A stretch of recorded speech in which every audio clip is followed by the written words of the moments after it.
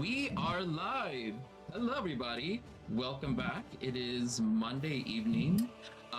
My name is Paladin. Welcome to Paladin's Archives.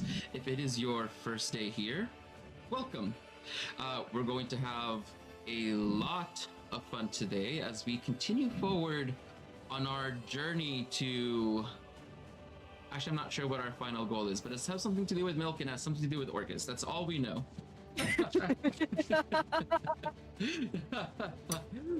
In all seriousness, let's do some announcements. Yes. So now this is going to be, if you haven't seen us in a while, this is going to be my only stream the game for about the good part of a year. Next year, I'm going to be adding a second game, which is going to be the Estalia West Marches. I'm also going to be periodically streaming every now and then with things like play tests and also Let's Learns for players to learn, to kind of get a chance to play and do one-shots here and there. But those are going to be more sporadic and not really scheduled like week to week like it is with Rappan Athuk and other things. If you guys weren't there, I did start my first ever episode of the Game Master Academy on Sunday, and so I am on Sundays at 10 a.m. Eastern. I am now, after so many years, after 11 to 12 years of game mastery, and have finally decided to make a video series on how to master the art of game mastering. It went very well. I have planned 12 episodes. It's going to be 12 weeks, and every week I'm going to be talking about a lot of really good content that I don't think gets talked about that often, that can be used not only for game mastering but also for other parts of people's lives, as I talk about how to learn skills, how to make your environment fit for you so that you can learn the fastest with as little information as possible. I'm going to be covering a lot of details and a lot of depth and giving resources. It's going to be a lot. If you did miss out on Sunday, every single stream that I do is recorded and kept on an archive in the Paladin's Archives YouTube channel, which I will send a link here in a bit. And if you also are brand new to the series and you want to see the previous 13 episodes before today for Rappan Athuk, then that also is on there as well. And so I will put a YouTube link right there so that way y'all can go over and subscribe, like, it really helps. I was very genuinely very tickled and surprised to see that the channel has actually picked up a lot more in popularity. Now that it's over 100 videos, now YouTube is like, hey, algorithm is like, hey, I guess this guy's gonna get a little bit more viewership now. And so thank you guys for watching the videos and also for liking and subscribing to the channel. I really appreciate all of you, and also for liking and subscribing, following and subscribing to the Twitch channel as well. I do this full time, and so every single little bit counts, and I really do appreciate everyone, no matter how little or how much, looking at Grace, you contribute. Not targeted at all, right? Oh my god. how little I contribute and how much Grace contributes. Like, Oh my god, no. Lion, no. so all those videos you say are in an archive, your archive, Paladin's archive. Yes. I got to talk about the original Archives lore on Sunday, talking about the Archive of Archives, which is the Mega Archive. And so I'm transferring all my notes from... This is the archive. Yeah, well, I mean, I talked about it for several hours on Sunday, but there is a lot of stuff in my room, and trying to transfer it all digital is a lot of work. So you can watch the video and you can see what exactly I was talking about, as I was covering the foundations of how to be a great... Oh no, you got cut up. Oh no, Paladin! Paladin! Come back to life! I got too excited and I hit the desk too hard. That's on me. Oh my god, Paladin, you're alive! I am alive. I am alive and breathing. But we'll see if we can say the same for your characters today. How dare you?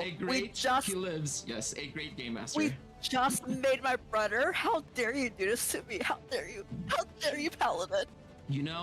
Since we're on the topic of your brother and also the fact that your dad you have a lot of siblings. How about you give us a good recap of what has happened, everything so far, because we have like legitimately got into the end of a second arc, starting our third arc, right, of part 1 of the adventure. So yeah, go ahead and give us the big grand recap from beginning to here.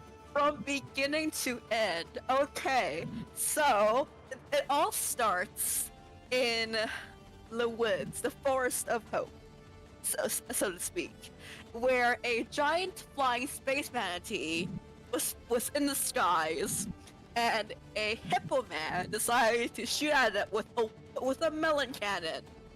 And my character watched it happen. I couldn't stop it. So we ran to where the manatee, the space manatee, fell, and we met an interesting group of people. And we were like, oh no, we need to fix this. We need to be able to fix the space manatee because it's actually a space jammer that a gift needed to use to get home. And so we traveled through the woods. We talked to my good old friend, a trader named Joe, who needed help finding his missing melon cows. And we encountered a minotaur with said melon cows, who somehow trained them to be flesh-eating, sword-wielding, fighting combat enthusiasts. And he also sold a bottle of Orcus milk. Apparently, Orcus milk is very delicious and is sourced ethically sourced from very happy dairy cows. So we made our way. We met our patron Urgola, who cursed us to be bound to her. That was fun. Later, while we were trying to, I think we were heading to Castle Leyland because we needed to get something. And the two of our companions died. Oh no.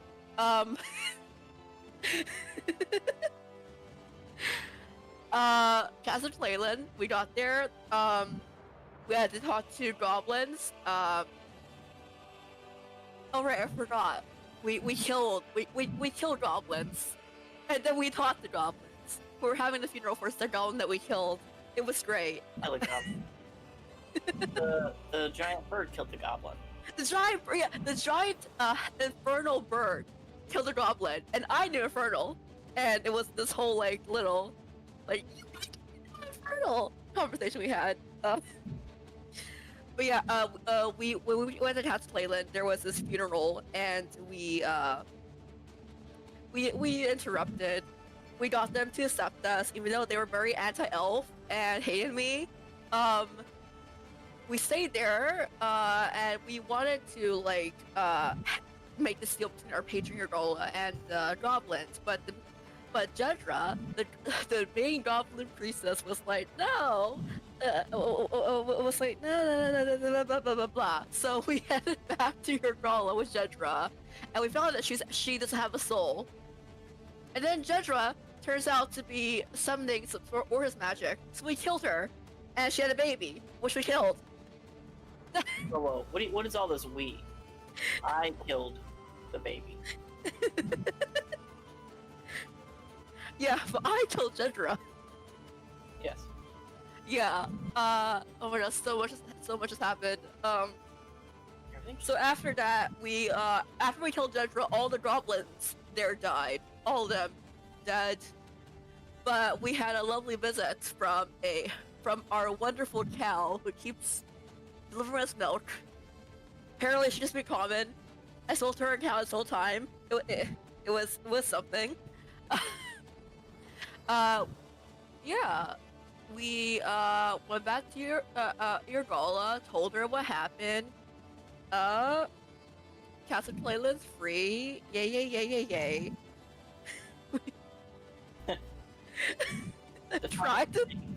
I'm trying to organize the entire thing in my mind, but it's so hard.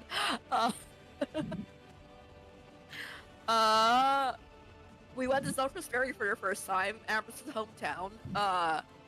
Traumatizing. Very traumatizing. we had to speak to this necromancer wizard type because our goal was to fit this space manatee, Spelljammer. So we went there, but he told us that we needed to get the help of a lich. And to do that, we have to do something that would grab its attention. So something like, I don't know, starting a kingdom. Using Castle Leyland to start a kingdom. We were like, hell no. And we tried to figure something else out. We got out. We met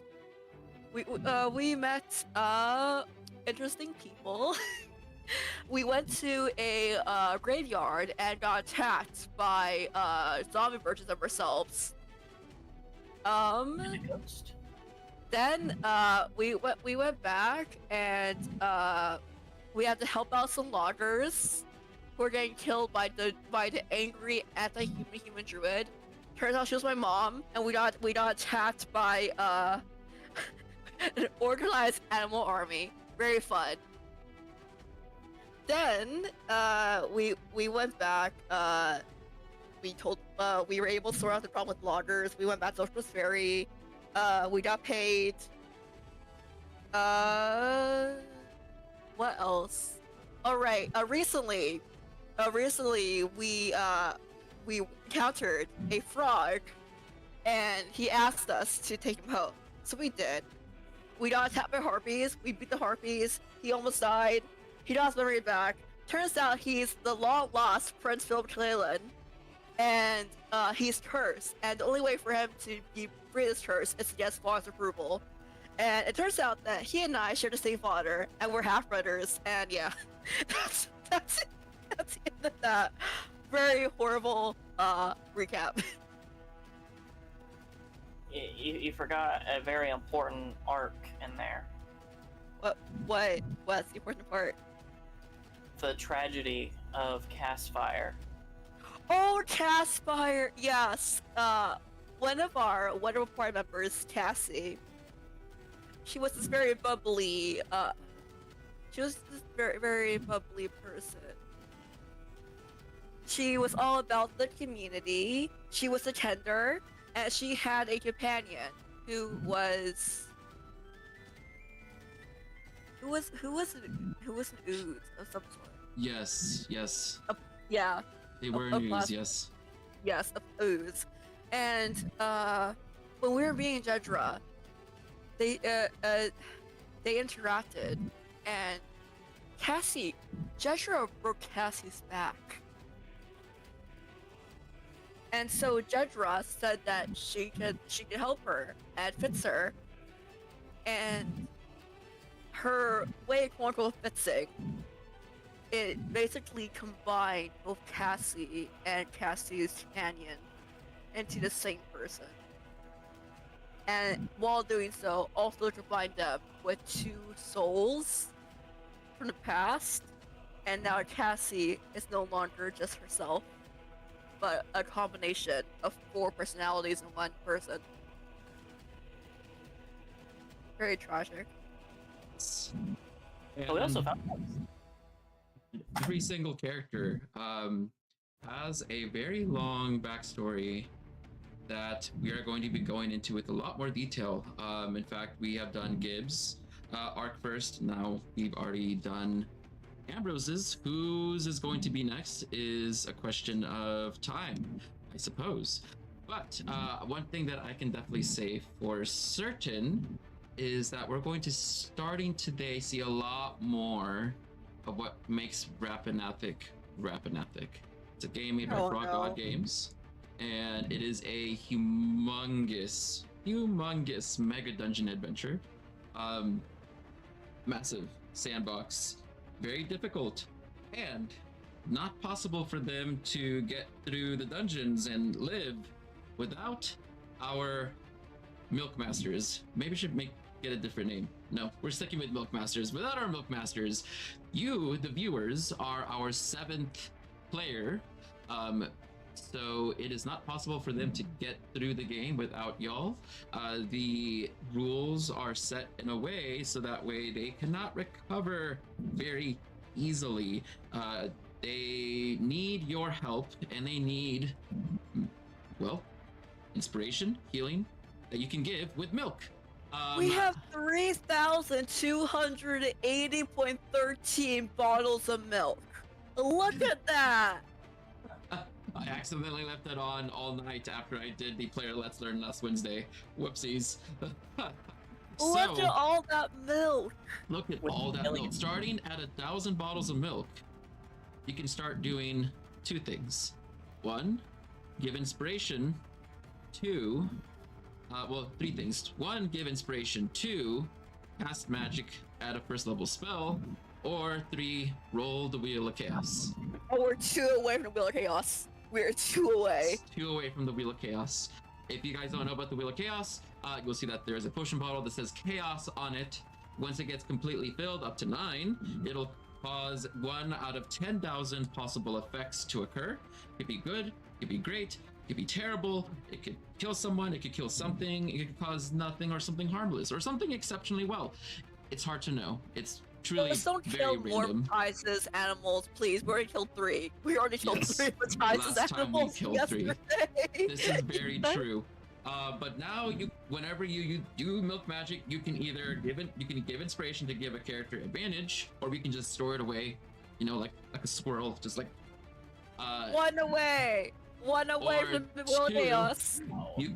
You can use the milk in order to cast spells, or 3, cause a Wheel of Chaos to occur. So this is going to be done with voting polls. I got the automation to work 50% of the way there. I got the first poll to occur, but I can't get it to repeat. Oh, Dr. Squigs, hey! Oh, Well, I guess no. Dr. Squigs is gonna get the chaos to occur. Come For on, today, 50,000. I'm going to be doing the polls manually about every 15 to 30, 45 minutes. And it's gonna require several iterations to see what it is that you all truly want. The first poll is up now for if you guys want to cast milk magic. And it looks like so far the answer is 3 yes, 2 no. So, and you guys are forced to use the milk magic if you guys say yes. And we'll see what it is that you guys want to choose, but kind of getting into the story a bit more, and also the number of players that we have. Matthias is going to be a little bit late. He's stuck in traffic, and then Gavin, he is currently away. He had to attend to a very important event. Everything's okay. Is this one of those things that you don't get to do very often, that he's obligated to go? So I'm like, okay, cool. So it's going to be a party of 5 today. You wonder who the 5th party member is? Oh no. And the goat. milk masters. The goat, right. Yeah, definitely. Totally. 100%. You know, The goat is the goat.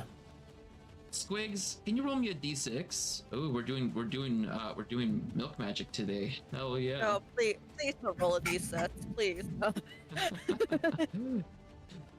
Screw them. So no, don't listen to Paladin. Don't roll a d6. Oh my god. Yeah.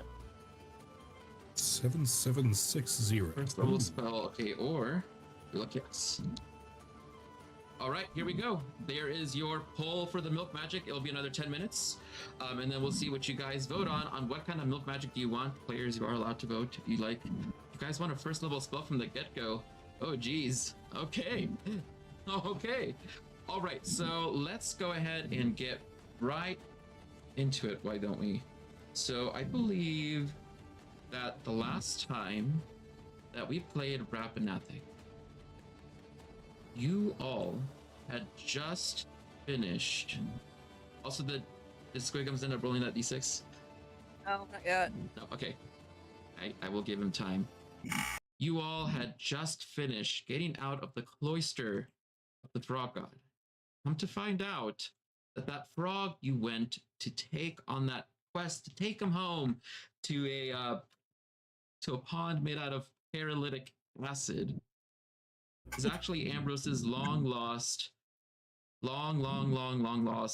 half brother, who's actually a full elf, the original sibling of your father, Prince Philip Kalalin of the original Kalelan family, and you learned that Ambrose's father was a king at some point before he was a druid.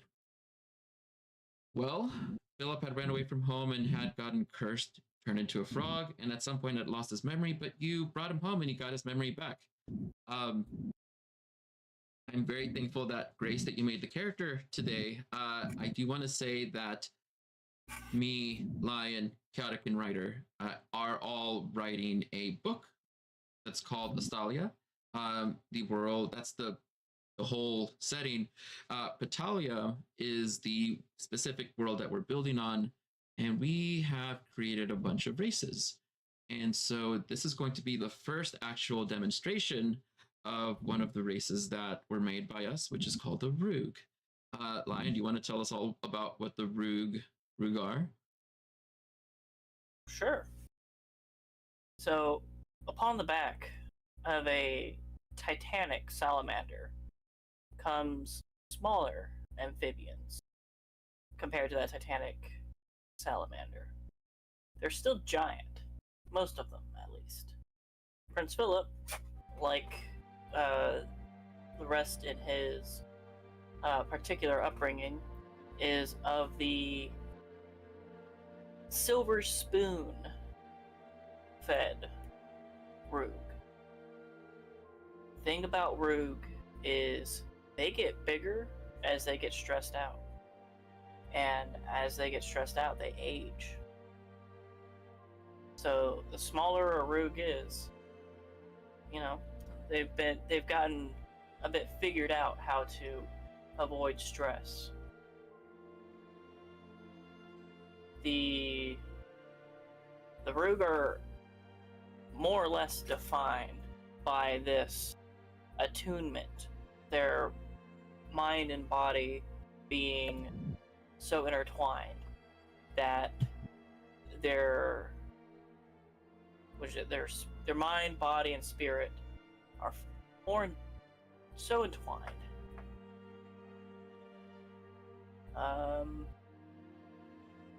Yeah, so a lot of their capabilities go around being able to jump very far. They have vulnerability to psychic damage, but they do live a very long time. And this specific root, kind of like Lion had said, is the papacy legacy, which means he was born with a silver spoon in his mouth, pretty much. But he's got some moral codes to uphold, as he wants to see peace and goodness in the world, and is wanting to spread the joy of the things that he's teaching. At least he would in Astalia, but in this setting, this 2'2" toad is a coward and a deserter of the throne, unknown if he really deserves to have it. We have two paths to go down here. We can either have him join us and help us find my father, or we can kill him and I take the throne. We have two paths and we can go down. How quickly we'll turn to violence, I guess we'll see. I'm so sorry for being late. My grandpa told me last second. I had to drive all the way to another town to get his medicine, drive all the way back. You're completely fine. Also, welcome to the stream. Hopefully you're doing well. We're all ready, set up, and we're about to dig in and start. So, on the boat ride back from the Cloister of the Front God, you went back to Zelkor's Ferry and spent a couple of days in order to fully heal. So if you've not already, please do a long rest so that you can get all of your resources back, including your HP. Otherwise, we'll be resting for a while. But you spend several days to just lay low, heal, and what sort of downtime activities do you guys want to take in, let's say, 3 days of being in Zelkor's Ferry? Ambrose is playing his flutes. He's just thinking about everything that he has learned so far about his family, and about the person who saved him, and about the orphanage he was raised in. And so he's using the flute playing to just think about it. Since he got this as a gift, he got his flute as a gift from the merchant who saved him, Alric. and he's just it's just been a very wild, uh, you know, reveal about his heritage and his past. As indeed, and are you wanting to talk with anyone in the village, or keeping more to yourself, or do anything in these 3 days in addition to your flute playing and recollection? I think the arrow is currently like a little bit of hermit mode. He's very like keeping to himself because like every time he's spoken to someone within these past few days, he's learning more about his family. And he wants to learn about his family, but come on, this is a lot for one man to handle Oh yeah, so quickly. absolutely, absolutely. And what about everyone else? I'll spend the 25 gold to make a scroll of cure wounds. Ooh. Do you have scroll writing proficiency?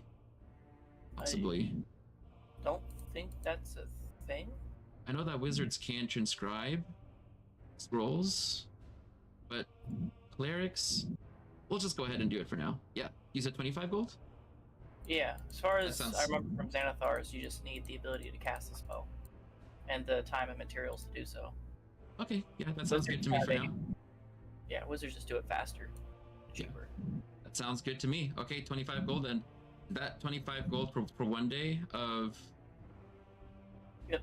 Putting First, it together. first level spell, 1 day, Yeah. 25. All right, so you spend a whole day getting out a huge parchment, and you're infusing your magic into it to get yourself a spell scroll of cure wounds. Congratulations.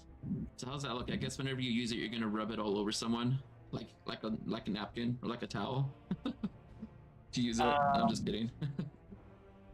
Yeah, it's gonna be one of those like Kung Fu Panda. It's mostly just glossy, and you show it to somebody, and the secret ingredient is you. Oh, And then you poke them. exactly. Exactly. And yes. Oh, by the way, Matthias, I did send you the link in DMs, by the way. Okay. Yep. All right. Anything else for your other 2 days?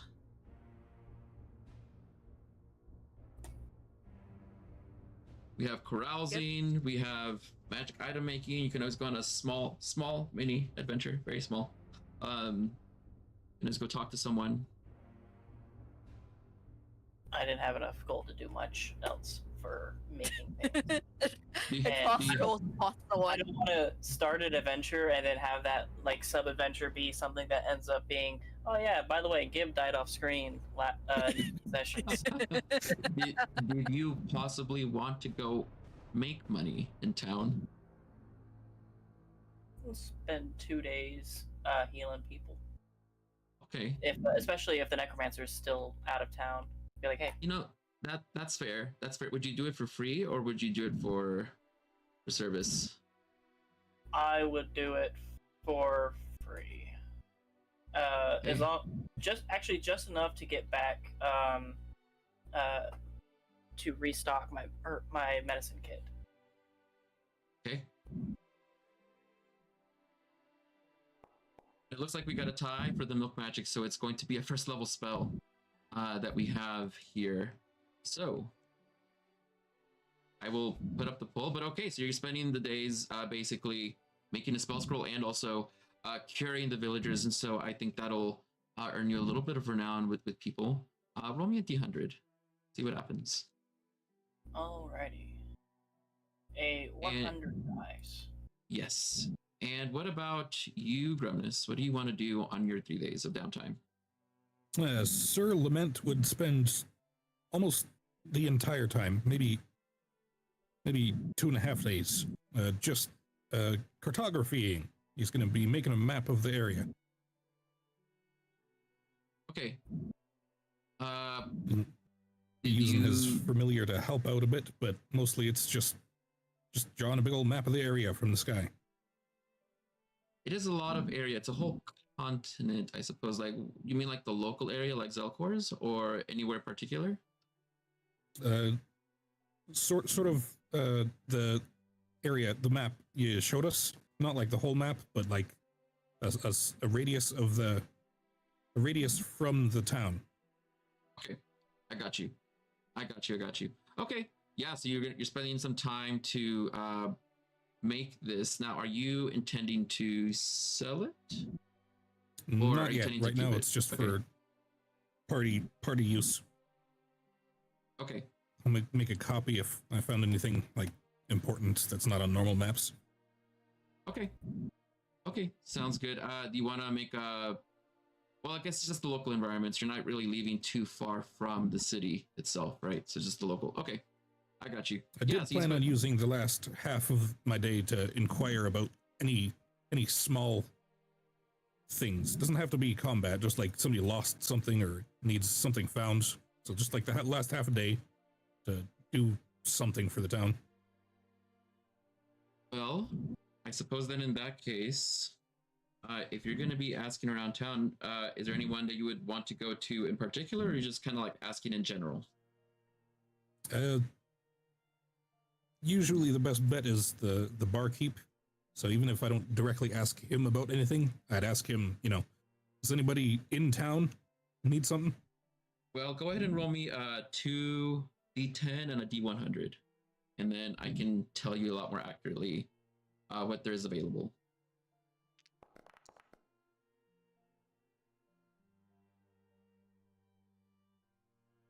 And you, Matthias, what is it that you're going to do with your 3 days? As I'm looking up Grumnus' stuff over here. Cooking for the people. On the ship? You're looking for all the days, every day, just cooking for people. Oh, cooking. Oh, okay. So, is there anything in particular you would want to make, or is there like a purpose for who you're going to be making this for? The entire village is okay, like well off. I mean, there is a tavern, which is the Bristleback Inn, and you have your wagon. So like, how are you going to want to be doing this for the next 3 days? No. So first off, I would like to go to the tavern and I would offer my services there. And due to my background trained chef, I trained chef. It allows me to secure a job as a chef very easily. Okay. So yeah. So if you want to work at the tavern, are you going to want to do it for pay? Are you doing it for free? I'm doing it for pay. You're doing it for pay? So what I'm doing is, in the morning, it's going to be a morning food truck where I'm going to sell egg-based dishes. And then he's going to work more towards the night and at the tavern. Okay. So food truck in the day, at night working in the tavern. Okay. Go ahead and roll me a D100 plus 10.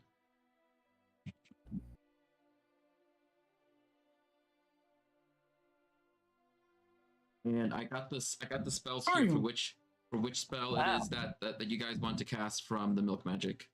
Now let's see. Wow, 99. 99 gold is a lot of money. And Man is a good cook. That is a great amount of money to make in 3 days. 99 gold. Good job. Now for you, Sir Lament, in your 3 days of downtime that you have been looking for, listening for things, you heard a lot about people talking about the dangers of the local environments.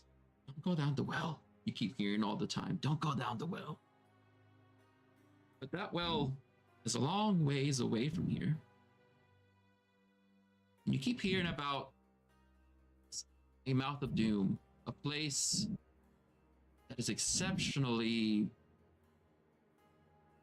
horrific from what it sounds, dangerous, maybe a little bit above your pay grade, but maybe you keep it in mind.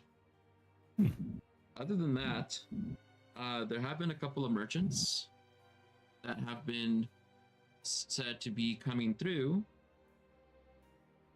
and they seem to be coming from the east on foot. They're selling Ocean's East. They're selling shoes. They're cobblers.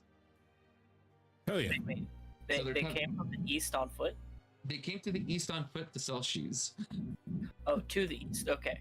From the east to the west, because there's a travel path to sell shoes, and so they are giving people like new leather boots, and also they have boots of elven kind that you could buy if you have the money for it. It's 1,100 though.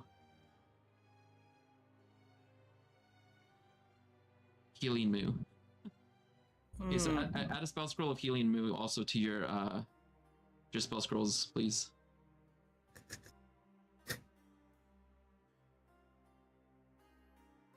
Healing Moo.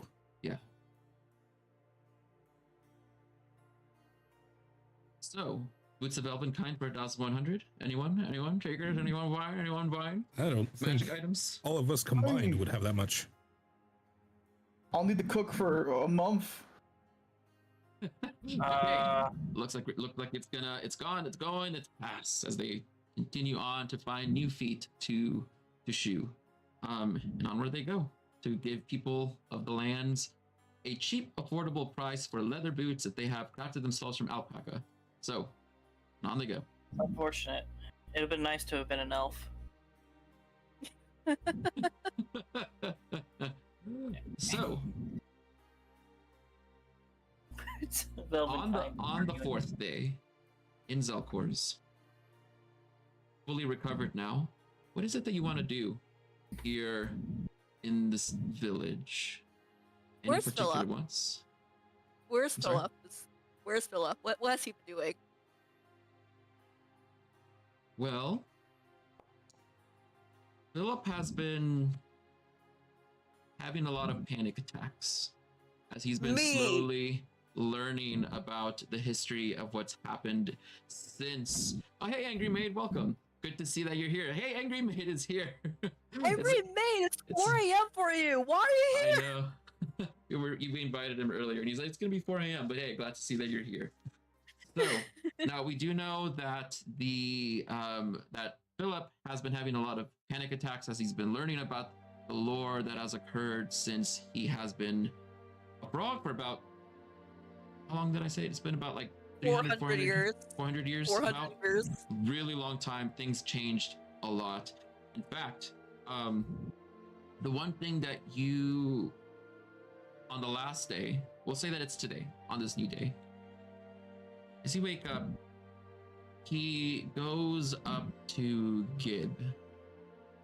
You feel a very wet frog hand touching your face as he's like slap, slap, slap, slap, slap. Gib.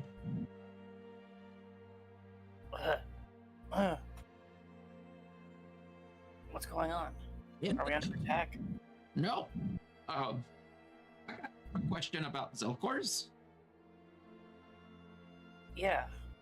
What's going on? And Gib sits up and looks around. Is Zelkor still around? No, he's not around anymore. I'm gonna roll. As in, like, you mean he's just adventuring, right? He's around. He's not.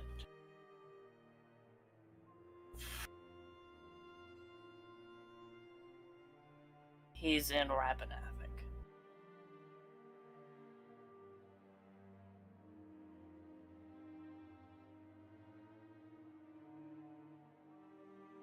All right. Well, I hope he gets back soon. Good thing I see that they made an entire city after him. Yeah. So, I did expect a bit more from it, though. there was more in this area, to my understanding, in general. Since when you were, around.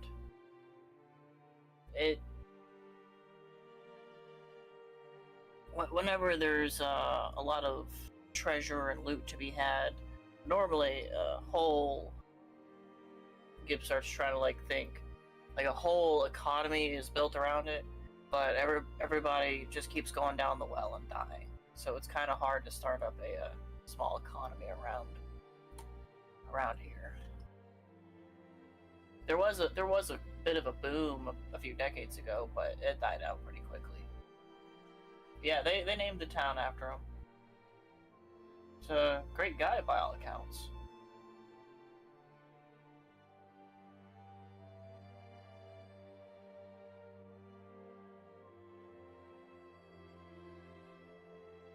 Like, he didn't make it. You're cutting out, sorry. Like, he didn't make it. You're still cutting out, Paladin. I'm still cutting out, like, a lot. Oh, sorry. I said, like, he didn't make it? I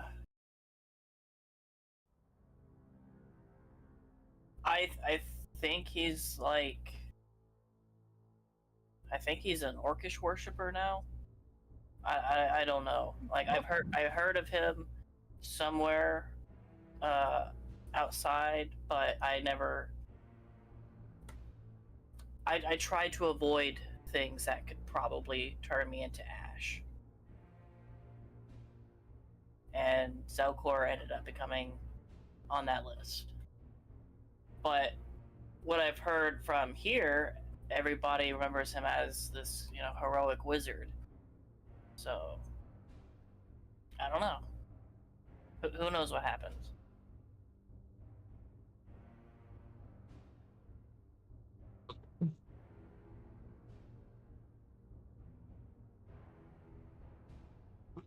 Saw him. Were you too close? Well, yeah, I mean, he taught me how to, do this, and he is swooshing his sword around a little bit, a bit of magic flair. No, I swear if something happens.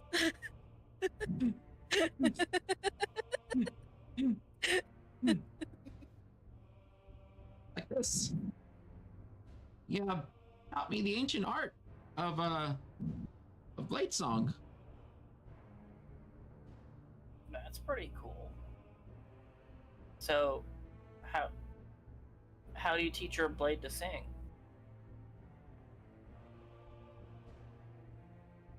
We got to that lesson yet. It's gonna be different though, because I'm a frog, so. Shoot. Yeah. This body. Hopefully we can return it back soon. Mm-hmm.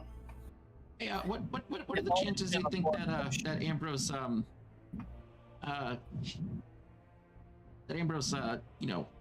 is okay?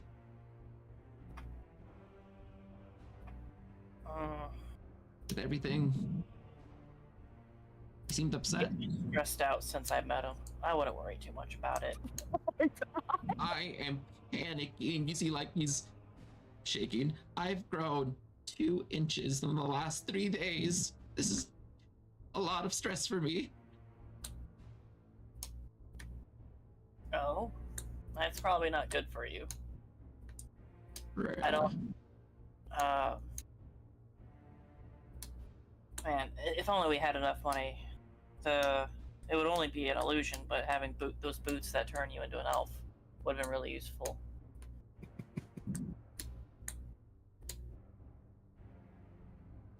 Yep, that would have been real nice. Real nice. Oh, by the way, the sword. Apparently it was made by someone that's never existed before. Which is the Wheel of Chaos. Oh no. Zelkor said that one day I will find its true owner, but apparently it's no one. It was made by no one. Well, accounts it should not exist. Is it no one or nobody? It was made by no one that exists. That's all I understood.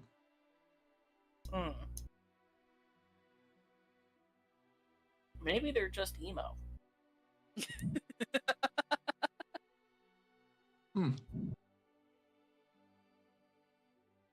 Oh. What time is it? Did I sleep in? As Gibb starts standing up. We should probably go find Ambrose and come to talk about it. Oh no, I'm not approaching Ambrose. Ambrose is too scary. I'm gonna be over with the chickens, okay? He like jumps into the back of the food wagon. He's scared of me? Oh. You see Matthias dead asleep in his food wagon. You hear like a little plop and the chickens go.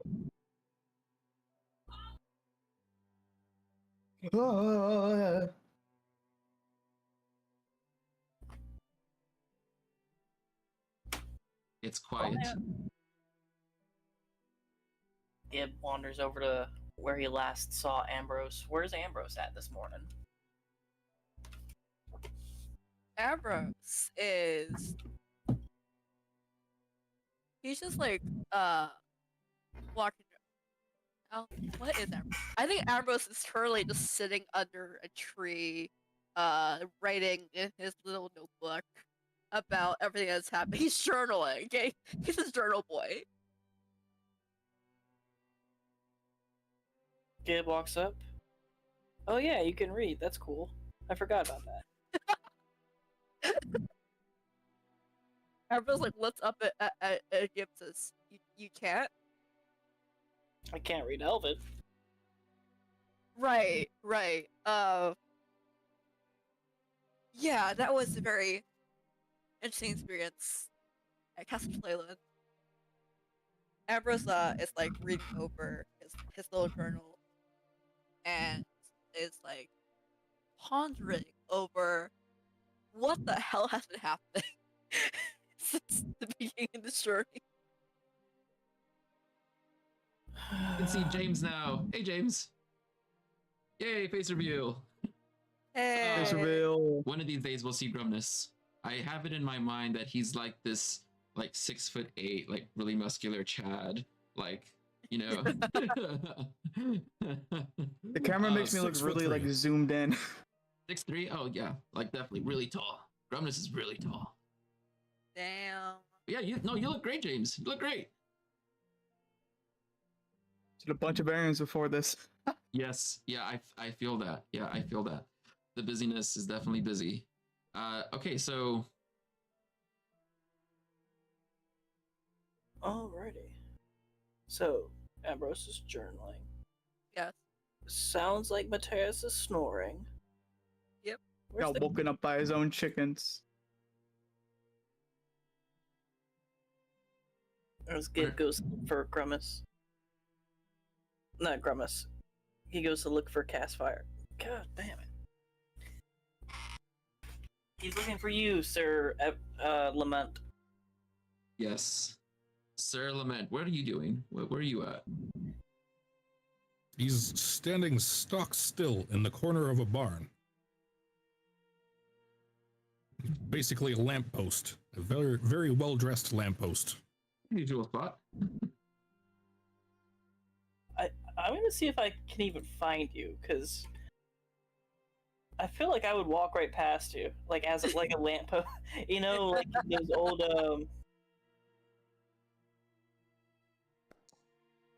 Here we go. So you rolled a 15 on a perception check. Yeah, you can see him. I mean, he stands out like a sore thumb.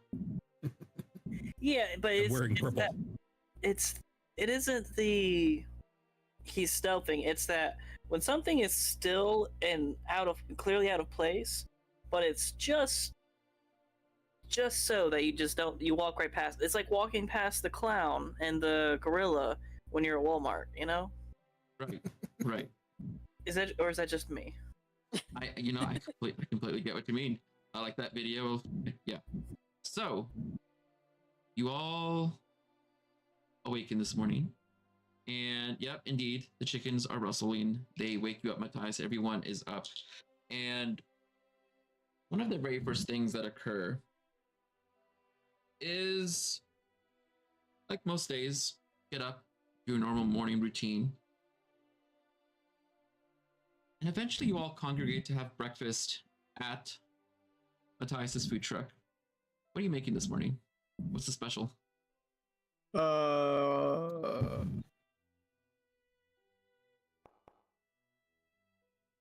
Breakfast souffle, and I'll describe it. Okay. I got this from Food War. So he separates the eggs and the egg whites. He beats the egg whites, and then what he does is he mixes the eggs back in. It's like I have a picture of it. Ambrose will take anything that's I'll put in the chat. He will take anything that's not human flesh. That's all you need to know. We had way too many. It's very hard. It's very hard to describe, so I'm just gonna show you a picture. And he has this nice, like cherry tomato sauce over it. And here, I'll post it in the game chat. It's basically like it's a very fluffy folded omelet. Oh, I see. There's a sizzle to it. And indeed, yeah. And here, I posted it in the game chat, but it's a folded omelet. Okay, hey. Very nice. You wanna roll a cooking check to see how good you made it today? Oh my god. That is a 20. natural 20. Bring on the is- bonuses. You, after all the practice that you had the last couple of days, it is absolutely stupendous. I mean, 27 on a nat 20. Heck yeah. Everyone's spirits are brought up a little bit. What is it that the temp HP would be on your cooking typically? It's only a +2 temp HP. Okay, we'll make it a +4. Because it's equal to my proficiency bonus. Everyone's gonna get a +4 on their temp HP. Plus For the nat 20. We might need it today. Yeah. Matthias eats it with a little bit of the cherry. Oh, I really outdone myself today. It seems I finally perfected this recipe. I've been working on this for a while now. You see all around that everyone has very pleasant expressions on their faces. They're chewing down on this food, and everyone's having a great morning until Prince Philip brings up or asks a very particular question. So,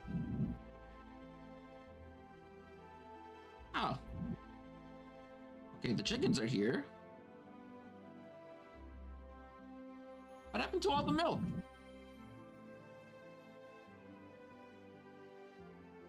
What?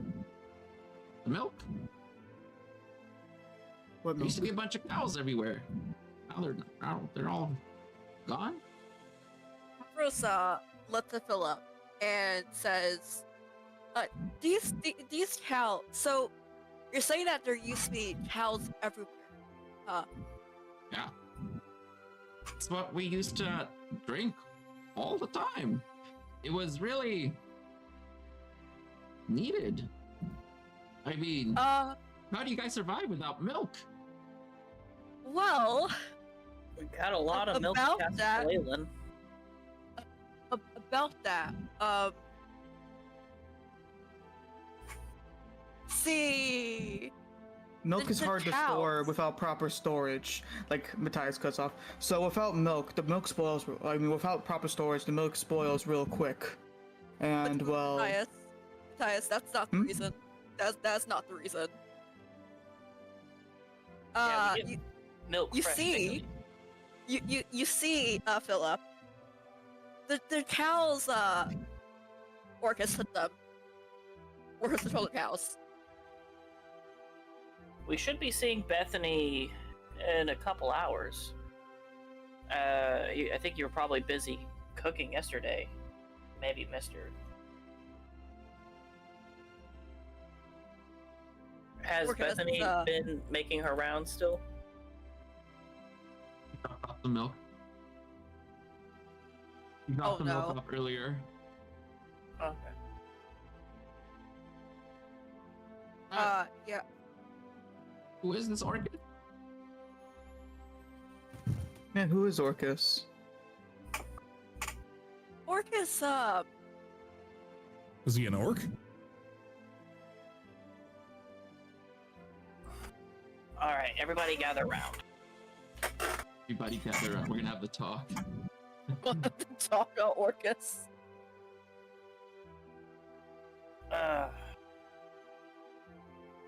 Deep, deep underground, there is a creature, a fiend that has plagued this land for hundreds of years. It has existed for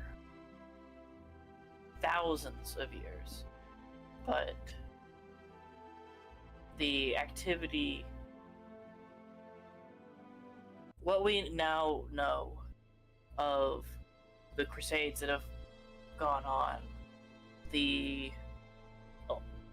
every time a dark wizard rises with a legion of undead, there's one of two culprits. You all know of Saga, Yes. but there is a younger upstart demon god called Orcus, Lord of Undeath. And Gib, hang on, let me show you a picture. And Gib goes and pulls out the book that Jedra had, and like goes through and finds like a good picture, like pictographic drawing of like Orcus with his wand, with the skull at the tip of it, this bloated pig body with a cow head that's a skull standing on goat legs with large bat wings. The cult of Orcus has been doing a lot of strange things lately. Mostly rebranding, saying Orcus is sorry, that he's changed, he's a new guy. And using talking cows with fingers, Gib expresses to the Frog Prince that they could take their hooves off. They have fingers, alright? Sounds so weird in our context. Basically, here in these lands, everything bad that has happened, if it wasn't Saga and it wasn't the out of character, I'm forgetting the Knoll demon's name. It was probably, if it wasn't Set, it was Orcus.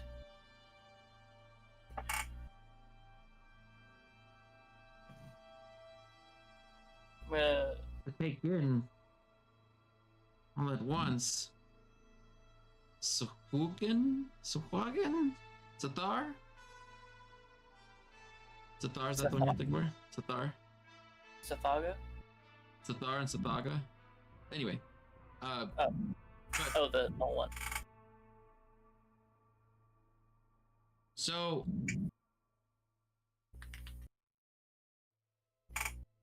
Oh, I got drunk. I Thanks for hydrating. I don't understand though.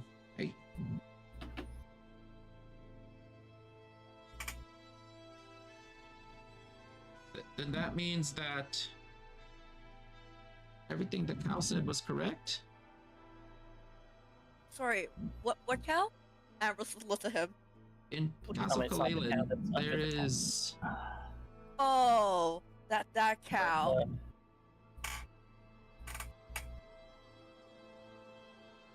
Yes. Oh my Apparently, God, not- Bertha has good testimony. Yeah, Bertha was the who told me who my parents were. Well, she told me that she knew who my parents were. back then there was a lot going on. Things were peaceful for quite a long, long, long time. There were entire villages.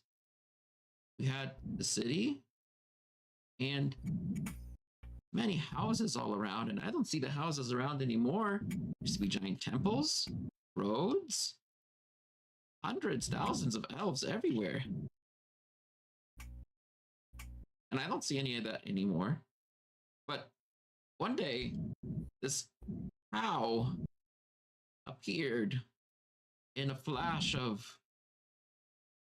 blinding white light, looking for someone that didn't exist yet. So they said. Did they describe to someone? They said they were looking for their master. Oh my god, Amber's face palms. But that their master wouldn't come until many years to come, and they were just waiting. That there would be ruin, and that people would fight over the cows, and that the rivers would run dry. But all the rivers are fine here. That it was inevitable that everything is going to just go poof. And they said that it was going to be someone from the castle, I think.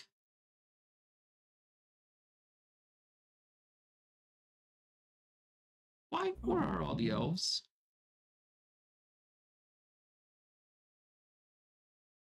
Gabe looks over at Ambrose. Do you want to attack this one?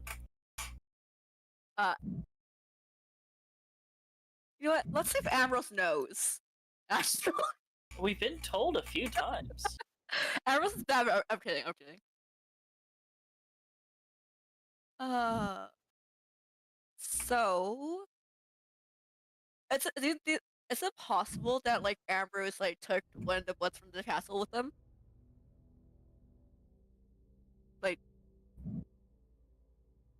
Possibly. So, Yeah, like what kind of book would you have been interested in taking? was it basically? I think one of the journals about from Okay. yeah. Ambrose is just over to Philip. He looks it over. This is, you said it was Lady Clayland's journal? Yeah. That's Mom's writing. He opens it up and he's like reading it over, like page by page. He's like, oh no. No. Oh no. To be fair, Gib did tell him before how his mom went. Yeah. A So that part's disease. gonna be a surprise. An incurable disease. But no cleric and no paladin, no one could cure it. Yeah.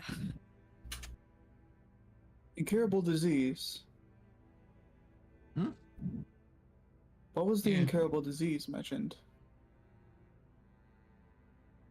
It affected my mother and half the people of the village. All females? Yeah. What's it called?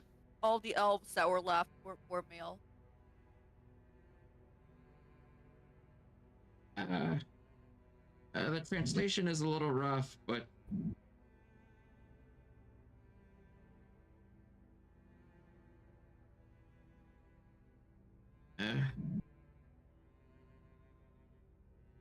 bowel disease. Does Matthias know about that? Absolutely nothing. First time you're hearing about it. What are the symptoms? Well, it says that apparently people get worse over time. It Covered over many years, decades. Tingling, burning, prickling, face, hands, feet, legs.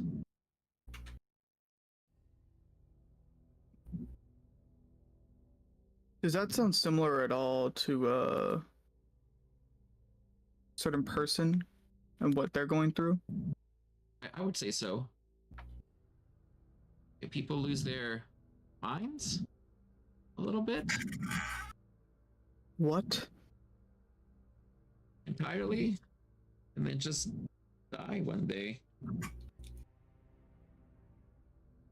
You see Matthias, like, as he hears this, he looks shocked and will then, like, just put a hand, like, on his face. Fuck. Gib looks over. That just sounds like getting old.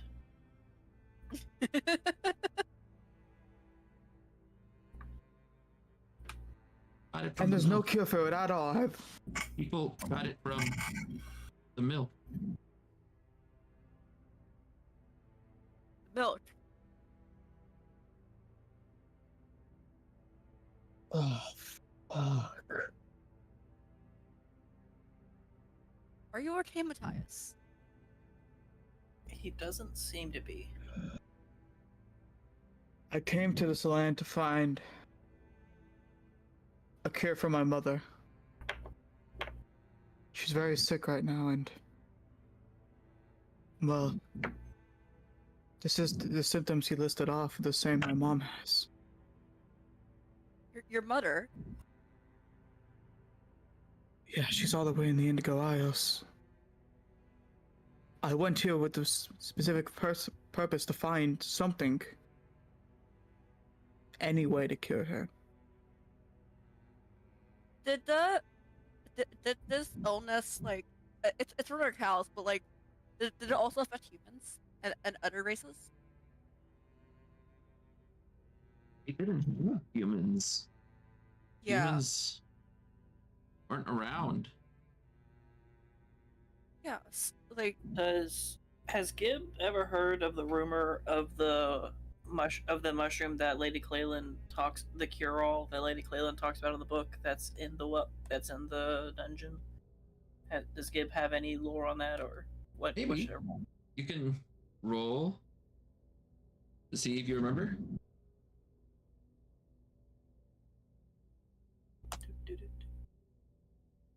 My So- mother's a human.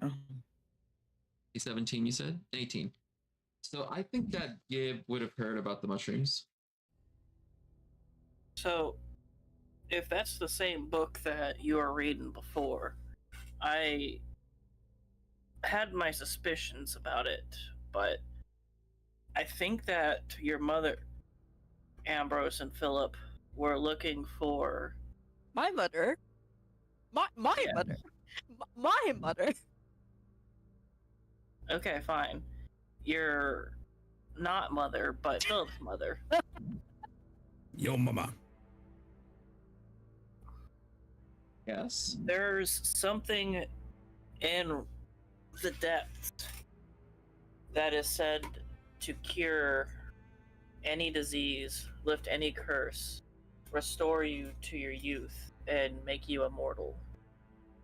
It is the restorative cure to any and everything. I'm not sure how much I believe it. I'll be honest. Sounds like just another thing to lure people to their deaths. Me. I would do a lot to save my mom. It's the only reason I came to this land and to look for my father.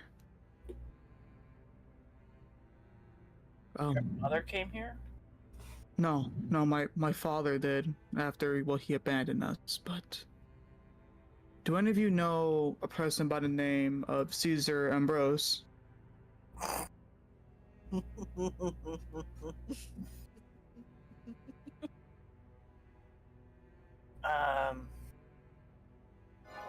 The name Ambrose sounds familiar. He did it. Well, I mean, that's his last name. Not just you, Ambrose. Oh. Oh boy, that's all of chaos. That's all of chaos. Hellspawn, hello, and also Minty, thank you. Go ahead and roll it, Minty. Let's see it. Oh, Exclamation point, D10,000. Yes. are more of my animals gonna die? We'll see. I have a horse left. I have my goat left, and I have 3 chickens. You said it's the mushrooms? Hmm. I heard that it was a mushroom. It could be the thing the mushroom grows on. It could be nothing at all and is just a lie to get people to go deeper. After all those immortal wizards that you hear about probably are just liches or other some kinds of undead.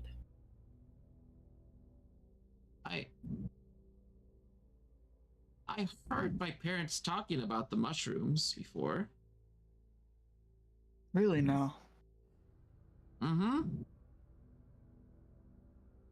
It was Elcor that brought it up.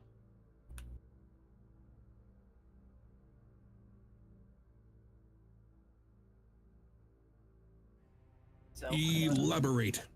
I guess they must have not found it then. But I don't know. But all I do know is that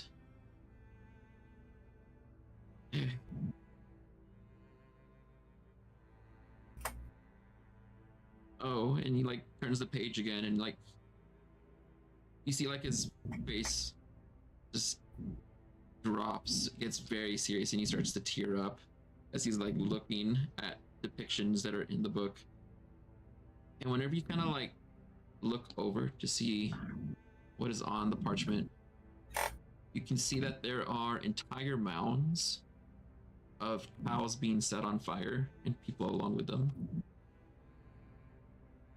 Ambrose quickly takes a look back from Philip before he gets more depressed. I think that's that's enough for now. I'm gonna make him do a save here. As he's looking it over and thinking like, what?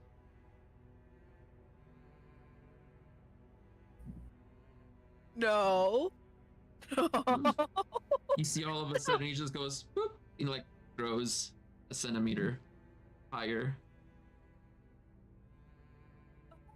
Then, Philip, why don't we take a break from diving into the past, and instead we try to look for clues on what happened to Bond, and then maybe we can find out how to help with your curse, and then we will be able to solve the problem of the elves.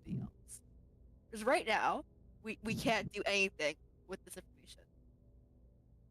We can't go back in time. We can't do any of this. So we're just going to do what we can do, and take a step back, and refocus, reanalyze.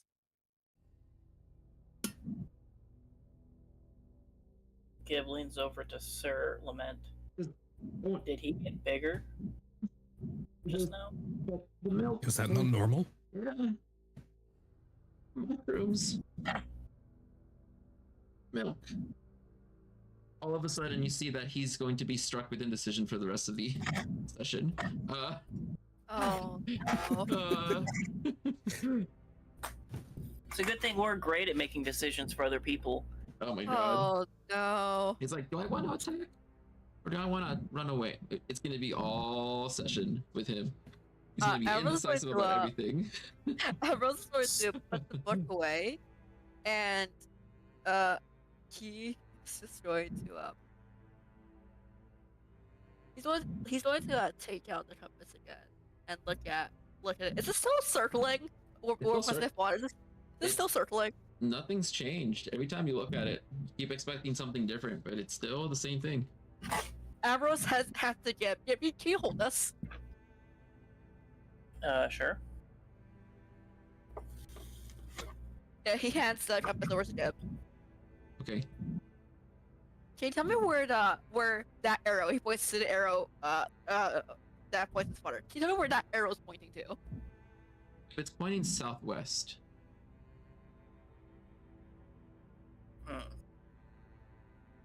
Yep, that's probably where my parents are.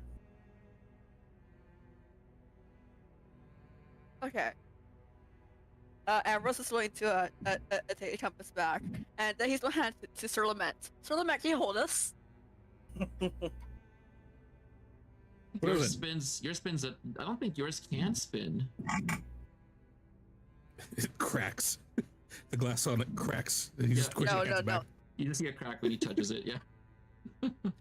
Ambrose looks at it and says, "Okay, so it's definitely working. So I don't know what's happening. What?" He's like very confused. Maybe your dad's standing on your shoulders. Imagine ghosts just being annoying. You know? Oh yeah, instead of holding it flat, hold it upright. See if it's still. Maybe he's like directly above us somewhere. Yeah, maybe he's, like, Ambrose, running around Ambrose is going to hold compass higher to see if that will help. The Vertical same instead of horizontal. result. Same Spinning result. constantly. All right. You're surrounded by a father need to get that tornado. appraised by like a probably a wizard or something. I Wait, wouldn't know why that's caused. wait, Matthias. Ambrose hands it to Matthias. Where does it say your father is? My father? Yes, hold the compass. Hold the compass. He holds it. Oh. When you hold it, it points northeast. Well, there's your dad. What is it like tracks you to your father? Ambrose takes it back. Yes, this compass was given to me by the person who saved me as a baby, and it leads you to where your parents are, because I want to know who my parents were. Well, that's actually quite useful. Yes, except for the fact that every time I try to find my father, it just circles around me. But Yeah, that apparently, is it's touch working. strange. Apparently, it's working. When I handed it to Philip, it pointed right towards me, but he's saying it like in a very low voice. When I handed it to Philip, it pointed right to me, but he says that maybe it's just broken. Well, it seemed like he knew something. But he's not saying anything. Oh yeah. I forgot to roll for it. In like, or anywhere should have a lot of information. It probably would be the Mages Academy. The Mages Academy. Yeah. It's across the water, across the river. Keep going down the way. This giant, massive building. I'm sure that place is probably fine.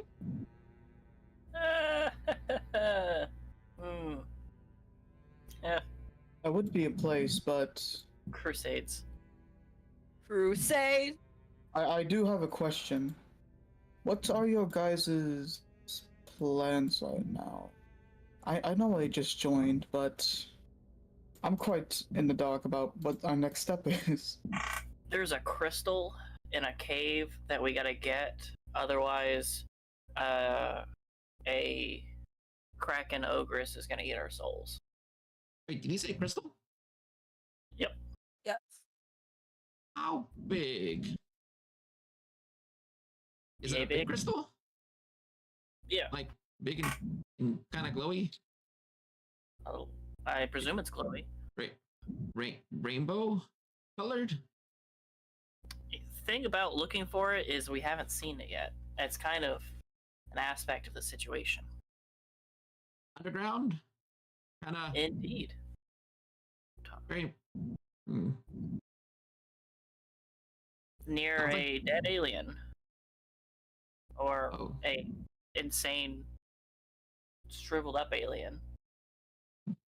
I kind of was missing what Yorgala was saying too. Anyways, The Mages Academy has that giant gem. It was Sorry, a big what? source of its magical power and like what protected it. Created a force field. Just from here on out, just assume anybody you knew from when you were an elf is probably dead. It has been 400 years. That's not true. Zelkor's still around, I bet. It, Well, the good thing to say when he's going through a lot. I mean, it's good to set your expectations low. Well, And I don't think Zelkor is dead because I heard like recent tales of him obliterating goblins. well, if the Oh, crystal, he'll know what to do. well, we can't really travel to Zoltar right now if he is down the well. Again, refer back to me being a goblin, and the last thing I heard about him was him obliterating goblins. It's And goblins, even if- so it's fine. Gibbs ends up, I'll just go fuck myself then, I guess. Yep, no, stay. Wait, Okay, I'm sorry. Okay, I see. Well, I mean, but if Zelkor's killing them, they must deserve it, I guess. Philip, He What- lives Philip. underground now. Philip. What? Most people who are good don't travel down the well to kill goblins. Well, I mean, Zelkor is.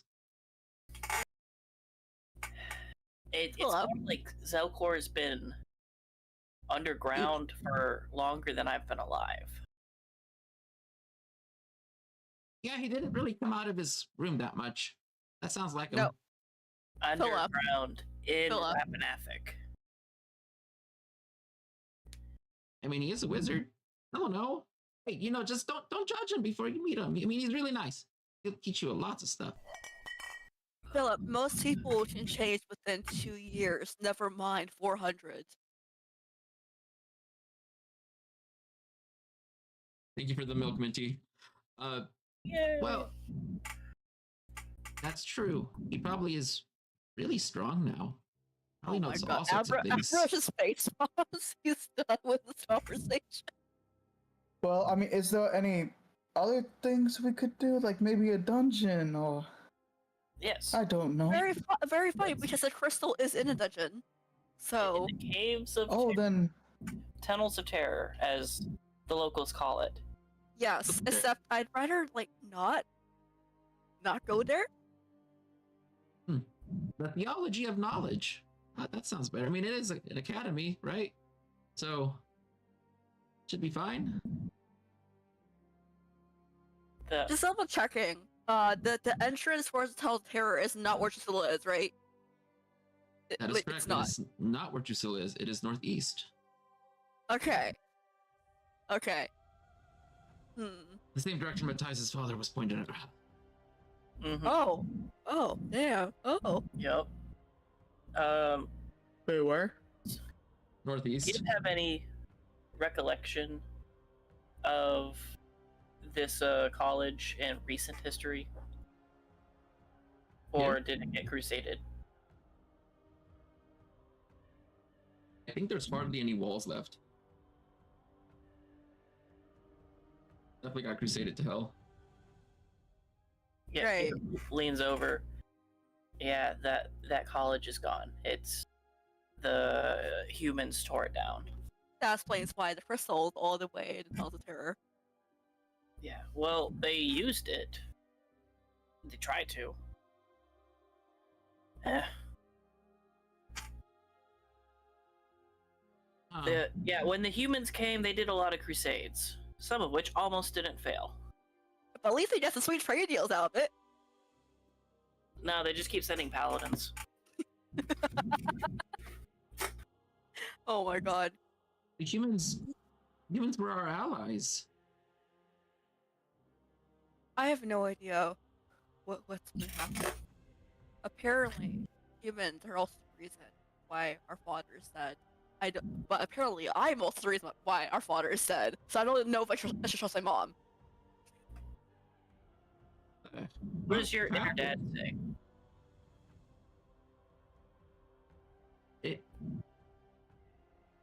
It just sounds.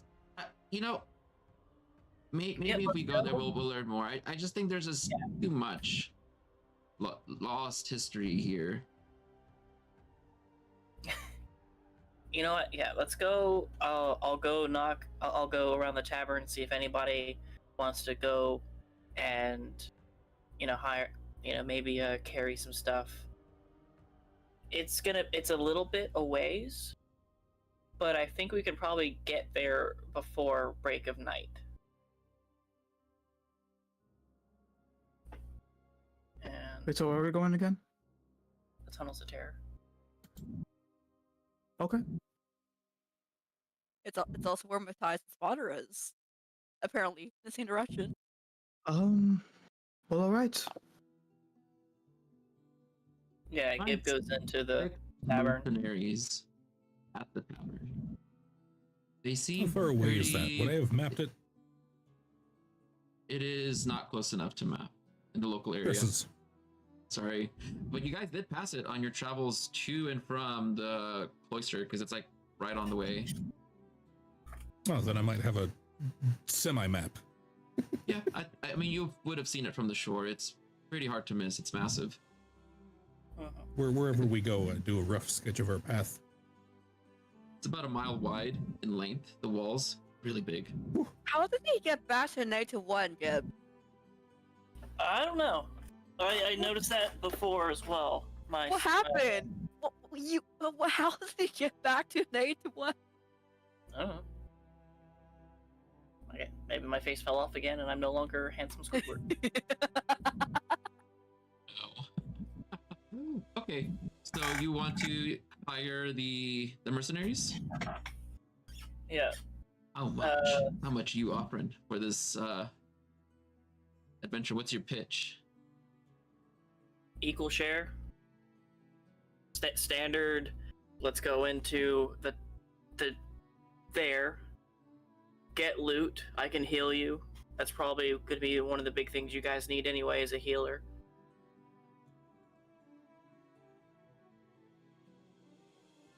All right, half. That sounds good. 6 of us. 1, 2, 3, 5 of y'all. How about 60% our share?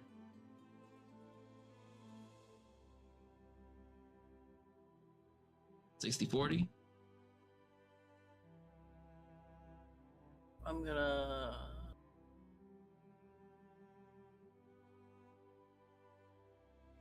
That sounds good. You got yourself a deal. They shake on it. Yep. You want to name these mercenaries, by the way? Yes. Let's go, Putting them chat. putting them on the map. Let's name them. Let's name our Name the Name our- mercenary! name our meat shields. Yay! We're all gonna die anyway, so like, of course, we can't agree to any deal. They're all gonna die anyway. Hey, you don't know that. Maybe at least one of them might make it out of there alive. They're humans, they're gonna die. We're gonna let them die. Oh my god. Okay. All right. I say I will- I can heal each and every one of them once, okay? The healer feat is good with large numbers. Gribble Schlock. Okay, we got Gribble Schlock. All right. I'll be right We back. got I'm gonna use the one. restroom. You're good. Okay, we got 5 more to name. Come on, chat. Throw them out at us. Gribble Schlock. We got Gribble Schlock. We got Sturt Herds. Oh my god. Great name. Absolutely great name. Or Senior Curds. Senior Curds. Rumbly Wumbly. Amazing name. That's 2 named. We have Grumbly Wumbly. Grumbly Wumbly. All right. That is that one named on the character sheet. That is this one named on the token as well.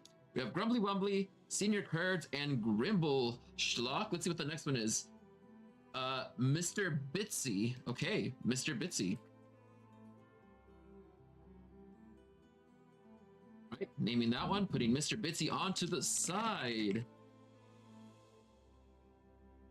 What's the next one? We have John D&D himself. Okay. John D&D himself. think we have one more left to name. Who's gonna want to name the last one? Come on, chat. We got one left. Meat shield. Meat shield. Straight to the point.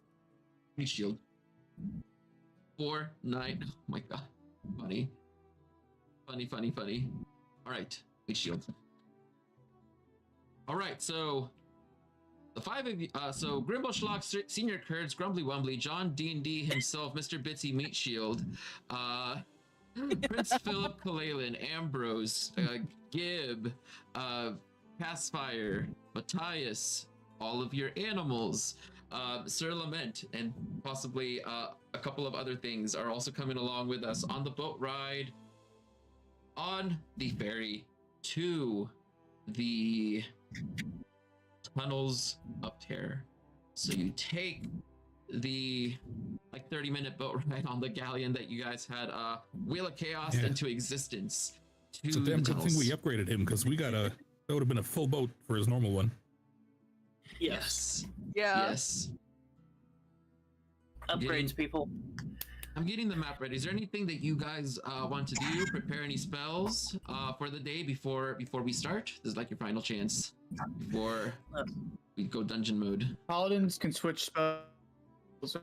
Yes, right? you can change your spells daily. Yes, so can clerics and druids. Okay, I'm gonna change a few spells then. Okay. I'm gonna change Purify Food and Drink to Cure Wounds. Sounds like a great spell to change, yeah?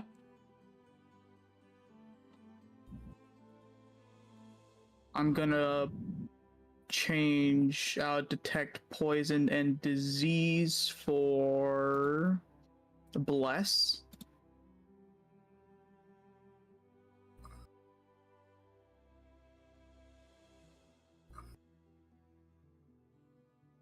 And gonna change out Alarm for. I'm gonna change out Alarm for Searing Smite. It's gonna be doing any changes? Matthias is actually getting combat ready. I like changing spells earlier. Okay, amazing. I'm a trade mending out for Yes. Commenter. You're gonna trade mending out for... So I got Bless, Cure Wounds, Protection from Good and Evil, Yes. Sanctuary, Searing Smite, and Shield of Faith. Okay. Perfect. Yeah. Everything else was already set up, and the other ones that I would change are always prepared because of class feature. Yeah. Great. I am But going well, to... but Matthias would go up to the mercenaries. Do you all know a man by the name of Caesar Ambrose? Just by chance.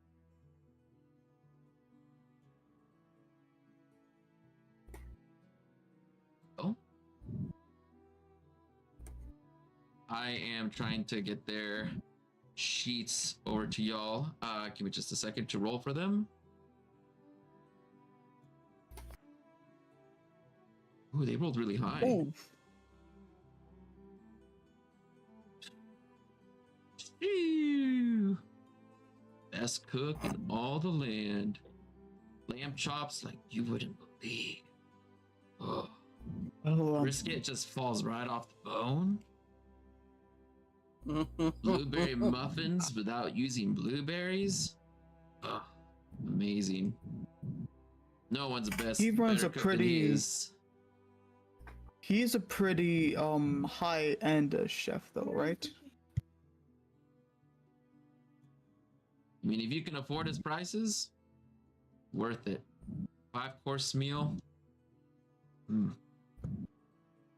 would kill for that again. Do you know where his restaurant might be, or where he usually is? Shoot, if you can catch him.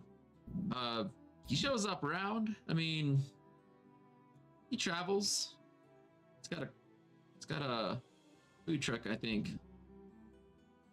Whole big wagon with cooks and everything. It's a dining experience like you wouldn't imagine. He's got all sorts of people that work for him too. Like there's this one guy. He got so many tentacle arms. He was cutting like 5 celery sticks at the same time. That's more than 4. Yep, Indeed. just hold 5 together and I don't what? And what areas are they usually in? I don't know. I mean, around. I mean, he's everywhere. I mean, sometimes he's over at Bard's Gate. Sometimes he's over here. I mean, rarely do we see him over here in the Lost Lands, though. And there's just not much to get out here. He likes to be where the business is at, you know, big cities. Okay. We'll see him in Zelcor's every now and then, but Well, that's thank you for about it. telling me. Okay. Mm. Well, don't worry, because I'll be surpassing that man in cooking very soon. He says, walking off. If you're trying to get a free meal from him, good luck. He's really hard to penny pinch. Oh, really? My father's hard to penny pinch? Mm-hmm. He'll charge for the silverware and the napkin. I know he will. I've heard a little bit about him. Did you also know that he is a father that abandons his wife and child for all their Who is- life? Who isn't these days? Shit.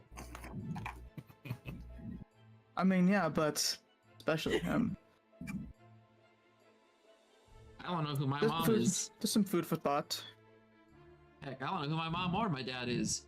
Do any of y'all know who your parents are? The other mercenaries just like shrug. Yep, I actually don't know my parents either. I only just found out who my parents were. Sir Yeah, Lament. looks over at Sir Lament. Although I lived a very privileged life then. He says absolutely nothing. My parents are dead, says Prince Philip, looking down. Yes, Matthias. Oh, okay, that's just normal. That shouldn't be normal, but Unfortunately, yes. I was orphaned and dropped at a horrible orphanage, and then I ran away at the age of 12 to live in the woods for 26 years, and I only just found out who my parents were and found one of them instead. This is great. It's kind of common to just drop your kid off with the other goblin kids in Grisneck.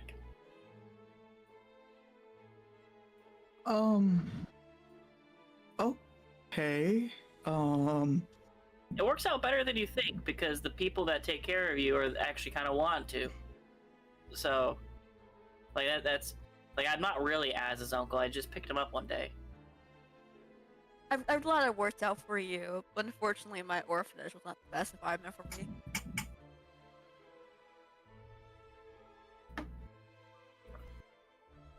Wow, this place is so much different from the Isles. Philip gives you a very like slimy pat on the back. It's okay, Matthias. We'll save your mom. And we'll kick your dad's ass Hello. too. Yeah.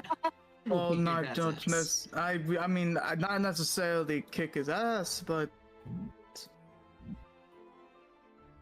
I just want to find out why. After an ass kicking, though, right? Yes, after stitching. No, we don't need to resort to violence.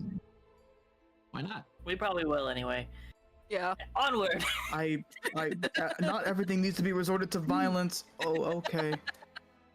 As we get off the Not ship, with that like, attitude. As we get off the ship, you guys are practically like speed walking towards this ruin to get ready for the ass kicking of Caesar Ambrose. Whenever you arrive at the actual ruin itself, you are at the precipice of an overhang.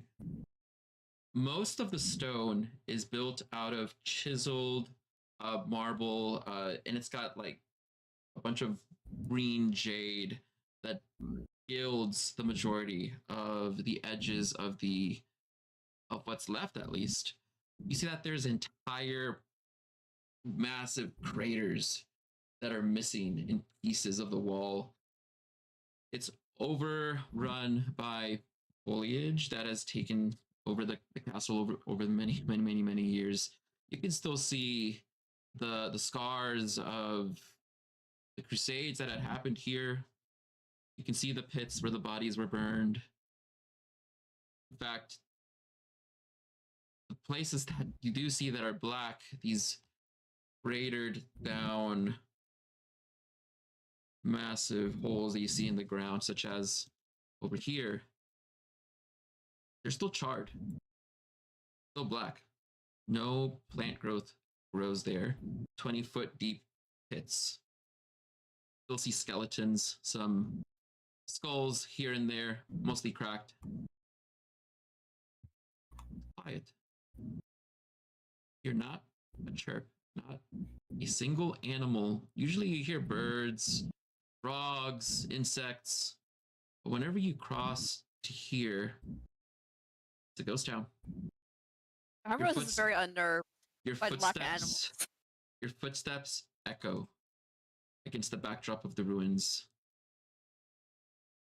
I don't think you've ever seen or heard a place that's been so dead.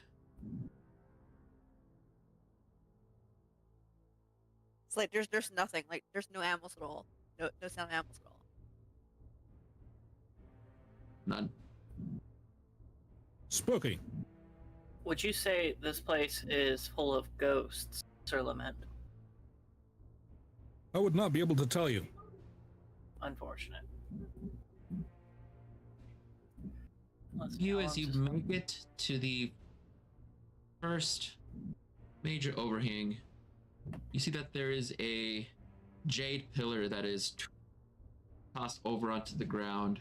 You can barely make the figure of an ancient elf that has been eroded over a long period of time. Beyond, you see the cracked floors. See that there's wood crates here and there. To the far north, you see that there is a portcullis closed and etched onto the pillar itself. You see elvish script in writing, which Ambrose you would understand, for it to say Kalalan Academy. Ambrose looks at this and says, "This says Kalalan Academy." Philip, do you know about this? Oh yeah, this is where I learned magic from Zelkors. It's different. Was this the Mage Academy we were talking about? I looks around at it. I think so. Yeah. It's okay. Breathe. It's okay. Yes, I think, but it's not anymore. Where's the giant crystal? Apparently, it's somewhere deep within. It's been abandoned for some time, and you see him hop over to the edge, looks down at the pits. The lake is gone. there used to be a lake. Yes, there used to be a giant lake here. And a bridge up there. And the dormitories used to be there. Used to have lunch there. You see that he's pointing at nothing. Just a big, empty pit in the ground. This place seems so bad. I can't be hearing animals around.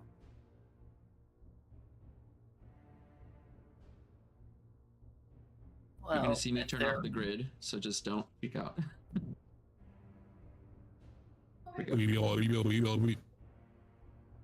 Oh, it's much clearer now. Yes. Well, there used to be spike walls over here. That looked As like you they s- looked to be guarding something.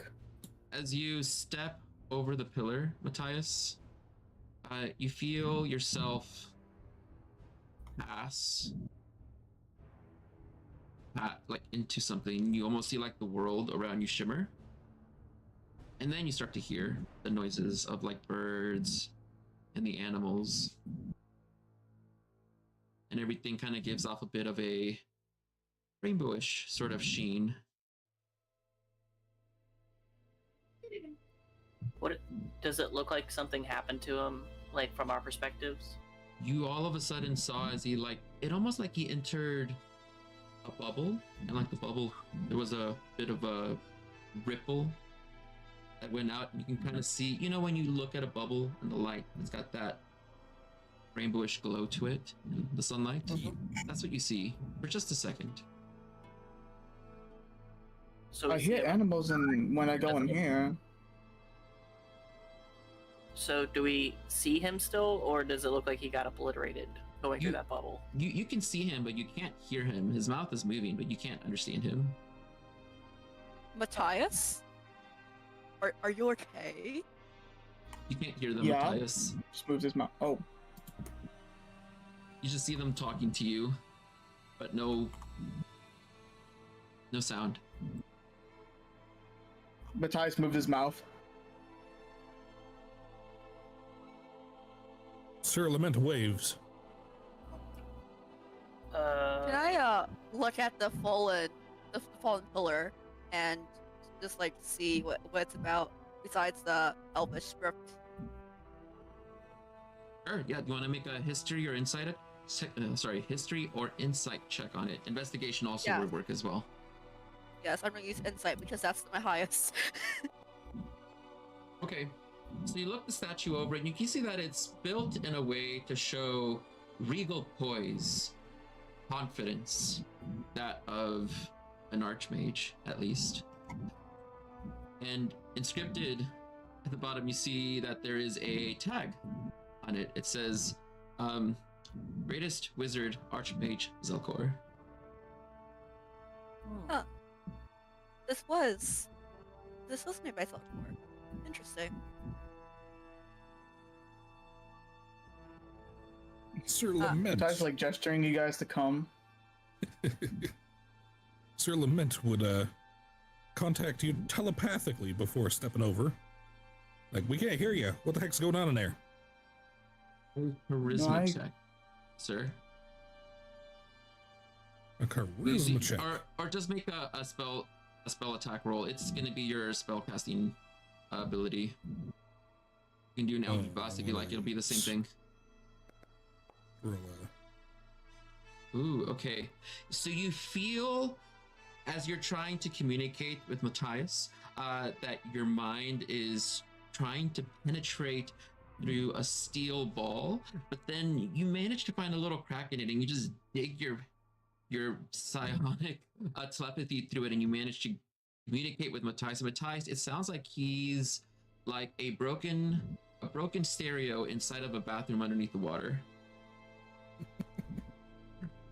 What? He makes big old gestures at the what's it called, right in front of him. It's a thing here. This thing. It's really good. Well, I guess if it's I mean, it's fine.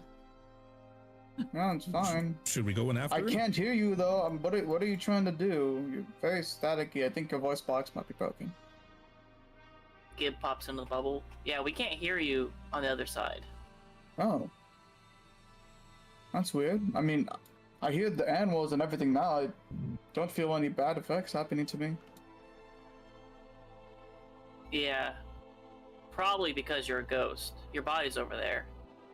Gib says is joking, but Yeah.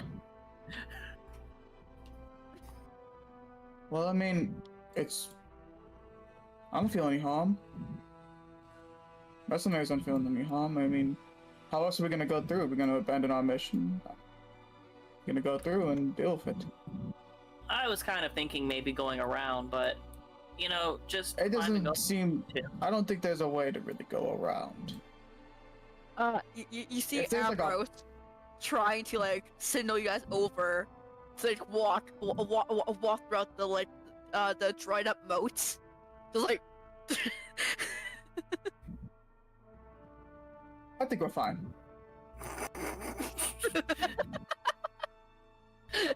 I'm gonna look this way. I got wait. Kurtz and come back. Grimshock, you wanna come with me? We'll poke around over here. Try and yeah.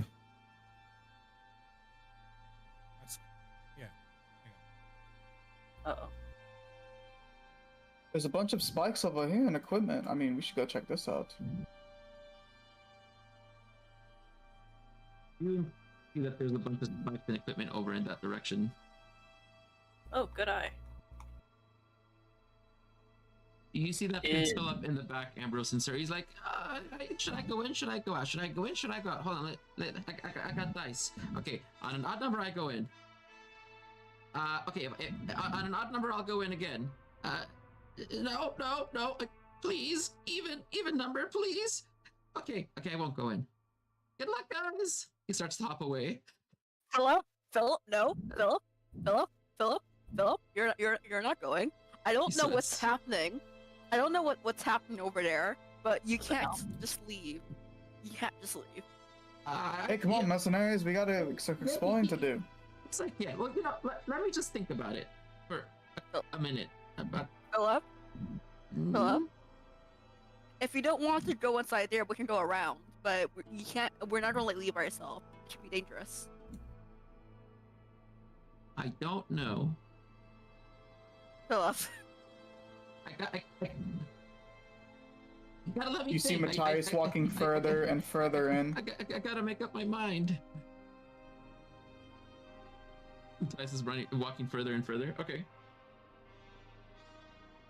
Yeah, do you want to have like some of the meat shields follow Matthias and some of them follow me, so that way we're not dragging them all. You guys move them around? No. I can't. Oh, you can't? No, No. cannot interact. Okay. I can move Okay. Prince Philip around, but none of the other guys. That's interesting. Okay. Well, anyway, so. Oh. I don't know if I want to go. Please, just let me think about it. Please. Ambrose, I beg, please. Okay. Think about it. Ooh, okay. Thank Please. you. He sits down. What are you doing? I gotta think about it. So you're gonna sit down. He takes out his bedroll. Yeah, it's right here. Like, sits in Ambrose the just corner. rolls his eyes and just sits next to him. Oh, it might be break time. I gotta BRB. Okay, how about we take a 5-10 minute break? Yeah. Okay. Okay. I might be gone That's for a a good little time. bit for like a little bit longer for the break. I told you why, Paladin. So Sounds good. We'll be Alright. back in 5 to 10 minutes, and I will roll the milk magic while we are waiting. So Great. just so you all Maybe. know, don't go too far. I am going to be putting the cows at half price, so that way it is your time to get more milk production. In fact, the more milk we have going, the more often you're going to be able to help the party. And please give us cows, because I've seen what's in this dungeon, and you know what? No, don't buy cows. We don't need them. They don't need it. They don't need help. We'll be Oh, fine. That's right. God. Don't We'll buy be cows. fine Buy milk without the milk. maidens. We'll be back.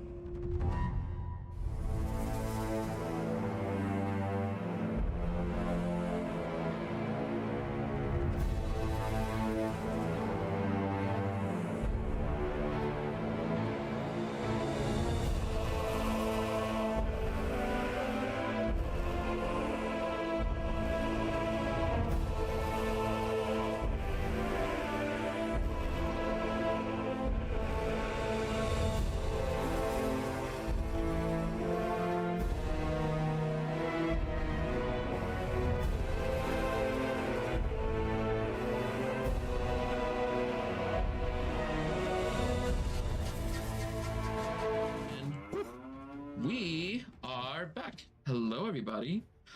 If you are new to the stream, nice to meet you. My name is Paladin. Welcome to Paladin's Archives.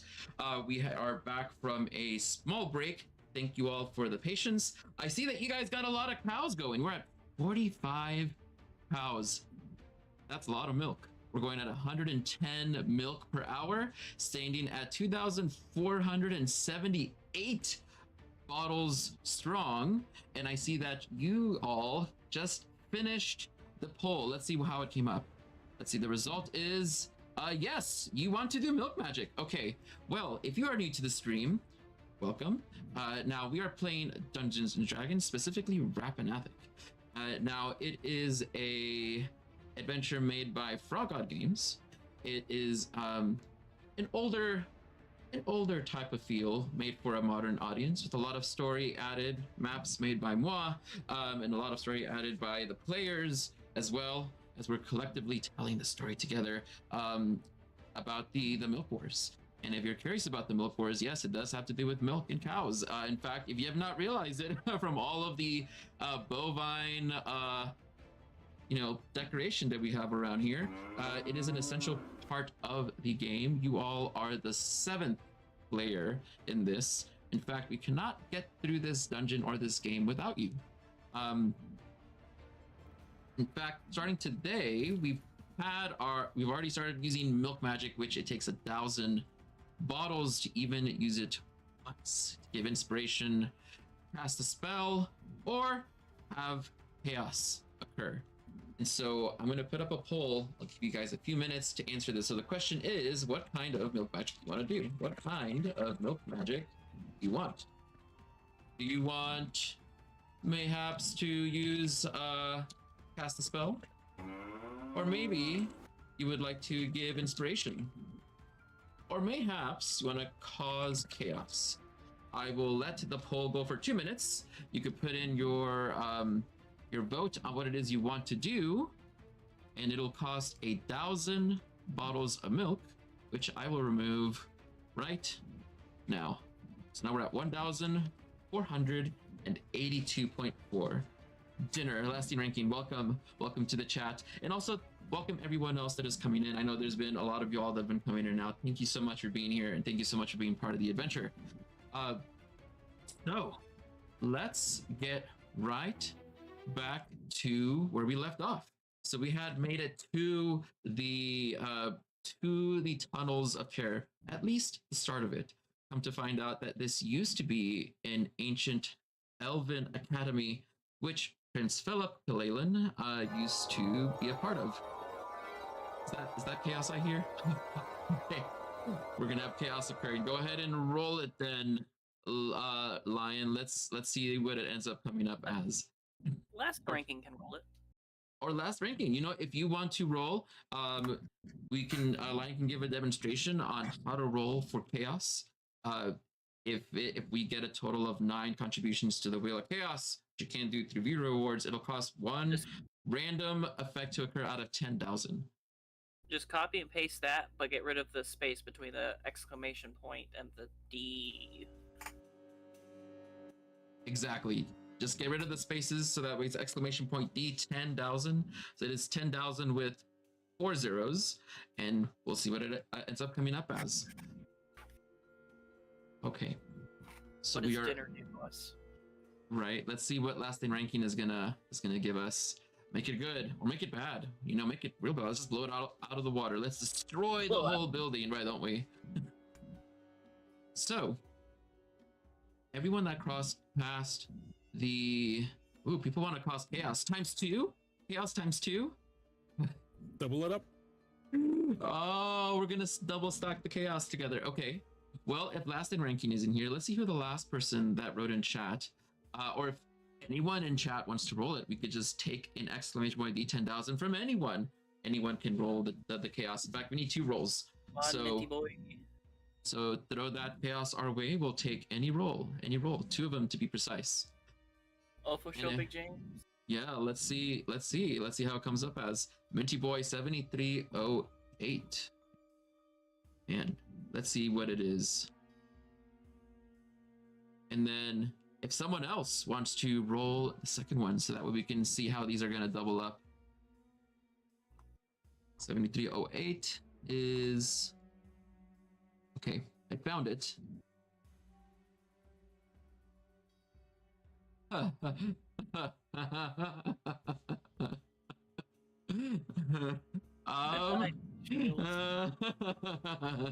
It's pretty funny. In 4415, unless anyone else that is not a player ends up rolling it from chat, an exclamation point D10,000 to see what it ends up being. Oh lordy Anybody? lord. Anybody? Anybody could. Oh wow. Anybody? I think this is everybody in the party. Does anyone wish to potentially alter the turn of events? You can. Going once, going twice, 2.5. TPK. TPK. Before we even get into the dungeon. Oh my god. As people had crossed into the barrier, you see that the barrier begins to expand out, and Prince Philip, Sir, and Ambrose aren't going to get a choice, because immediately you just see that this barrier goes right past the three of y'all and then pushes you right past the pillar, basically tosses you right into the tunnels of terror. And Oh, good heavens! at the same time that this occurs, everybody starts to have convulsions. First it's a ripple here, and then I'm also there, and then next thing you know, everyone is having a massive set of seizures on the floor. There is screaming and yelling as there is immense pain transforming everybody's body into miniature baby cows. No. Everyone is a baby cow. No. Paladin. Milk. You all have been cowified. Baby cowified. Should I change back so that I'm a druid? Can I wash into an elf? To a half elf? Can I do that? You know, you possibly could. You want to try? It'll take up a Yeah, wild shape. Are you sure? Are you sure? Oh god. Should I waste the wild shape? It's up to you. Oh my god. Chat, should I waste the wild shape? Try to wild shape back to an elf. A half elf. One of us. I would wait to see if we're in danger. Is this Maybe what you would anything like to dangerous do? in here is also cow. I don't know, I should. Is this moo. really what you want to do? You know what, everyone's gonna say baby cow. He's used to wild shaping the animals, it's fine. It's fine. Okay. Moo. Moo. Moo. You all I extra small as a baby cow? are you extra Or small? All of you are tiny in size. Yes, I would say so. It's actually rather cute, rather endearing. So, as baby cows, you all can continue to do everything as normal, except now you're quite fantastically small and cute and dangerous. And only moos. And only And- moo. Only moose. Yep. You got it. Is When Philip it's also a dressed. baby cow now?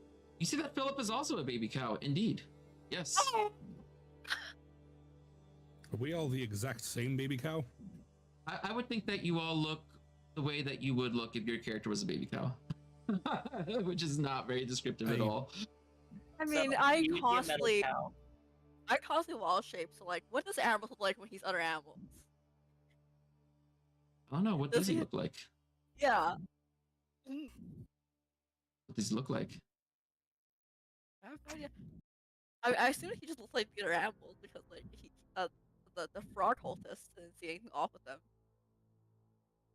Okay. Well, he definitely might be a little green. He might have some pointed ears. Maybe he's an animal? Perhaps? Oh my god. There we go. Oh fuck, it's too gay. I'm sorry. It's sorry. That's too much Never rainbow. gay. Hold on. I'm so sorry. Remember, it's too Rem- much. At this time of year, remember the in this obsidian part of the star? The obsidian star at Kirke? Glowing rainbow? Yep. Yep.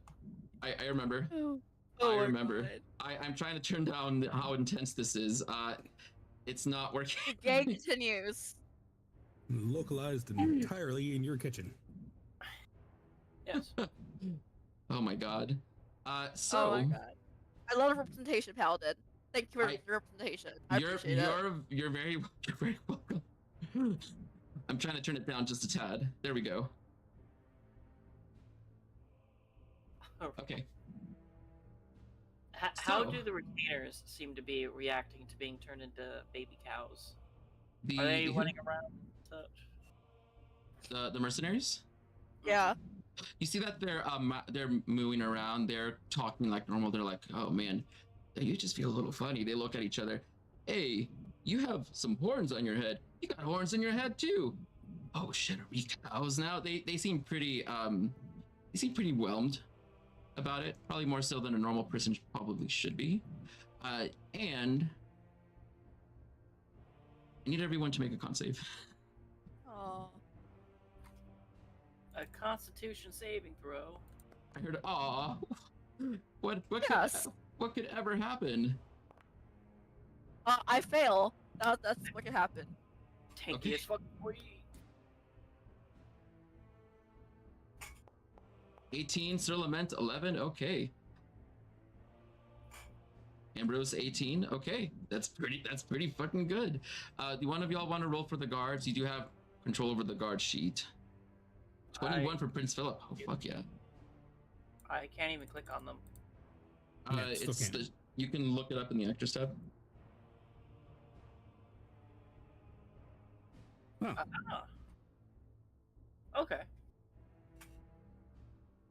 I mean, I can pull them out and rename them. I mean, so that way you guys can control them. Party mercenaries. Yep. Okay. I will slowly rename them. Unless, are you guys able to rename them as well? Maybe a little help might do well. I will start from down here. But basically, if you rolled a 13 or less, then you can't help but moo uncontrollably. That was my plan all along. You just hear Sir Lament starts mooing, and you hear other cows within this place also start to like move out, like moo, coming from the east and the north and the west. Is Sir Lament and are you a ghost cow or sorry, a light bulb cow?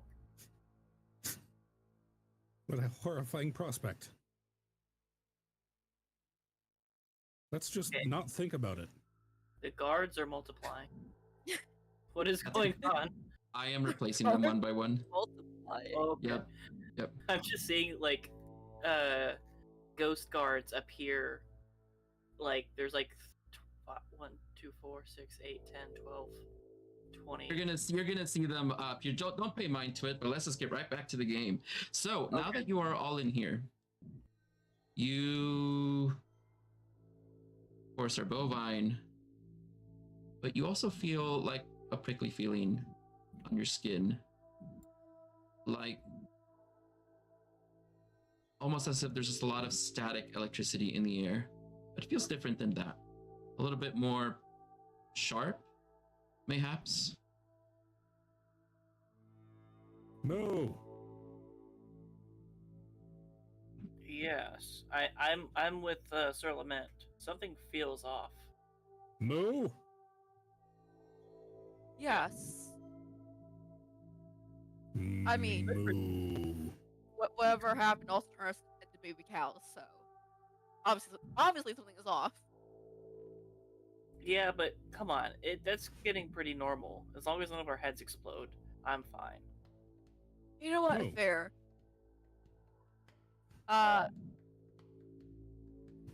Let's go up. Okay. Cal Ambrose is I don't know, he's is going to move forward. Move forward. Yes, move forward and look at the left half over here. Okay.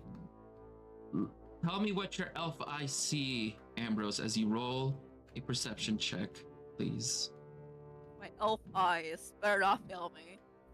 You Your don't have elf elf eyes anymore. better You have not elf fail eyes. us. Right, your cow eyes.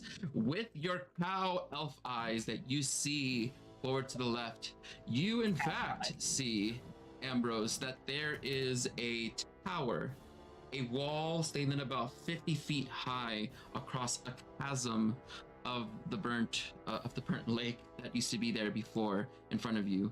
It is very overwhelmingly tall, as you are now a tiny baby cow on all fours. It seems even more impossible than it would have been before should you have not been turned into a cow. You hear Ambrose moo in panic.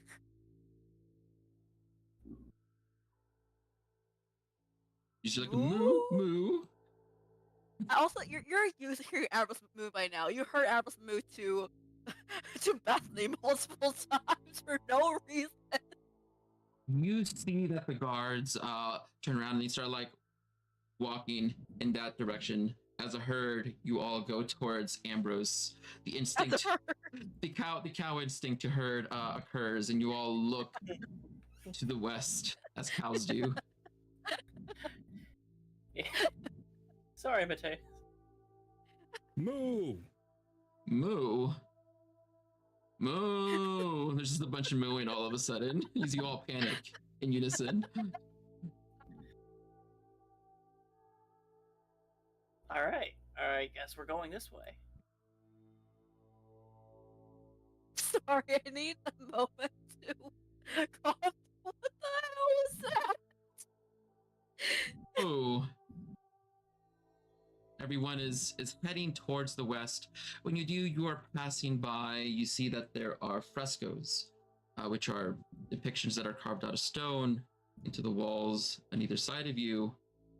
You see that there are imagery of cows on fields, ironically enough, and elves tending to them. And you see that there's also a giant, what looks to be like a giant star, high above a really large castle. Is it an obsidian star?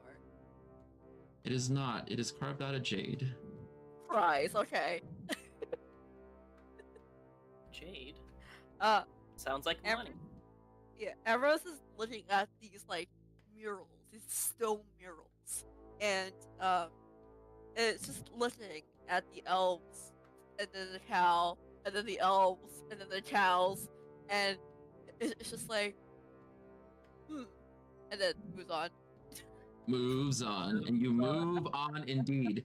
And when you try to get closer to that edge, you all of a sudden, those of you in the back see Ambrose's head all of a sudden go chin up as Ambrose smacks right into a really solid unseen force.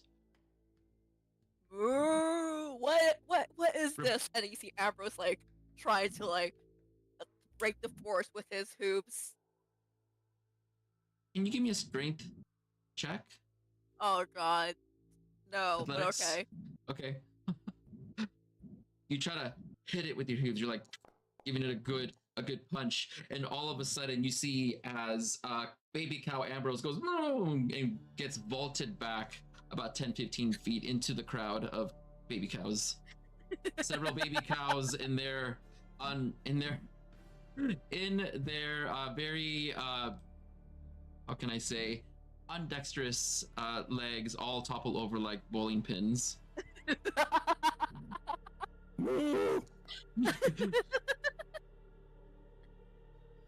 And then as people get up and finally get their footing again, you see that there is yet another baby cow Gib that just that gets a complete strike on everybody as everyone falls over once more. Gib on his back. I knew that was gonna happen, but it kind of looked fun. Ambrose looks at Jim like, what the hell? I need to put a shenanigans playlist on. Tunnels of terror, more like tunnels of disco. Am I moved? Moo. Moo. Yeah, Moo. Ambrose looks at Jim and says, you thought that was fun? Yeah. That was fun. It was pretty fun. That was Let's- not fun. Maybe Mateus was right Ambrose the is first going time. maybe, yeah. Ambrose and Proud are going to head towards where Matthias is going. Did find a silly playlists.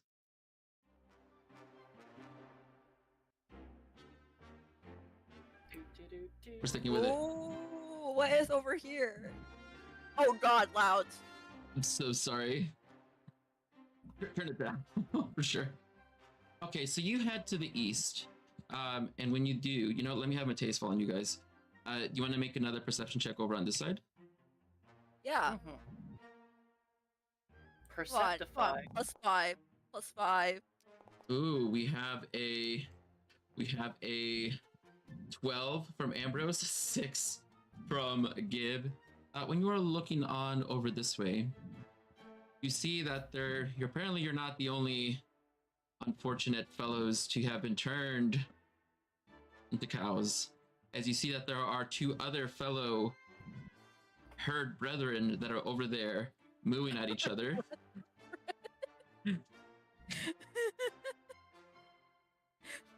Ambrose stops the crowd and just like, moo, shh. I see 2 other baby cows there. We don't know. We don't know if they're ally or foe. Better be careful while we're moving. You see that one of them is pulling out Yeah, like a telescope, and they're like holding it with their 2 hooves, looking through it at y'all from behind the ramparts already. Are you fucking kidding me? You weren't very quiet. Let's get up and move on before they Yeah. sound the allure. Maybe we should. Let's move. Sir Lament is going to try and stand on 2 legs and do a little jig. Little tiny cow Okay. jig. Give me a performance check, Sir Lament. Oh, I think I can do that. Nat Oh my 20? god! You just nat 20 the cow jig? Oh, Thomas That's is taking 20. it. You have to. Hold on. Let me get some tavern music. Whatever plays is what it's gonna be. Oh, this is very, very slow and lame. Come on, we want some tavern music. There we go. Come on, give us the I'll jig. dig. Give us the jig. What is it? You nat 20'd on this. What is it? Go over the top. Describe. Oh no, yeah, no, he does like a full-on Irish jig, doing a little. Yeah. Oh yeah. You know what? You got backup dancers. The 5 mercenaries are going to be joining in the back, copying you. It's a whole party back here. Ambrose is like looking at this while he's like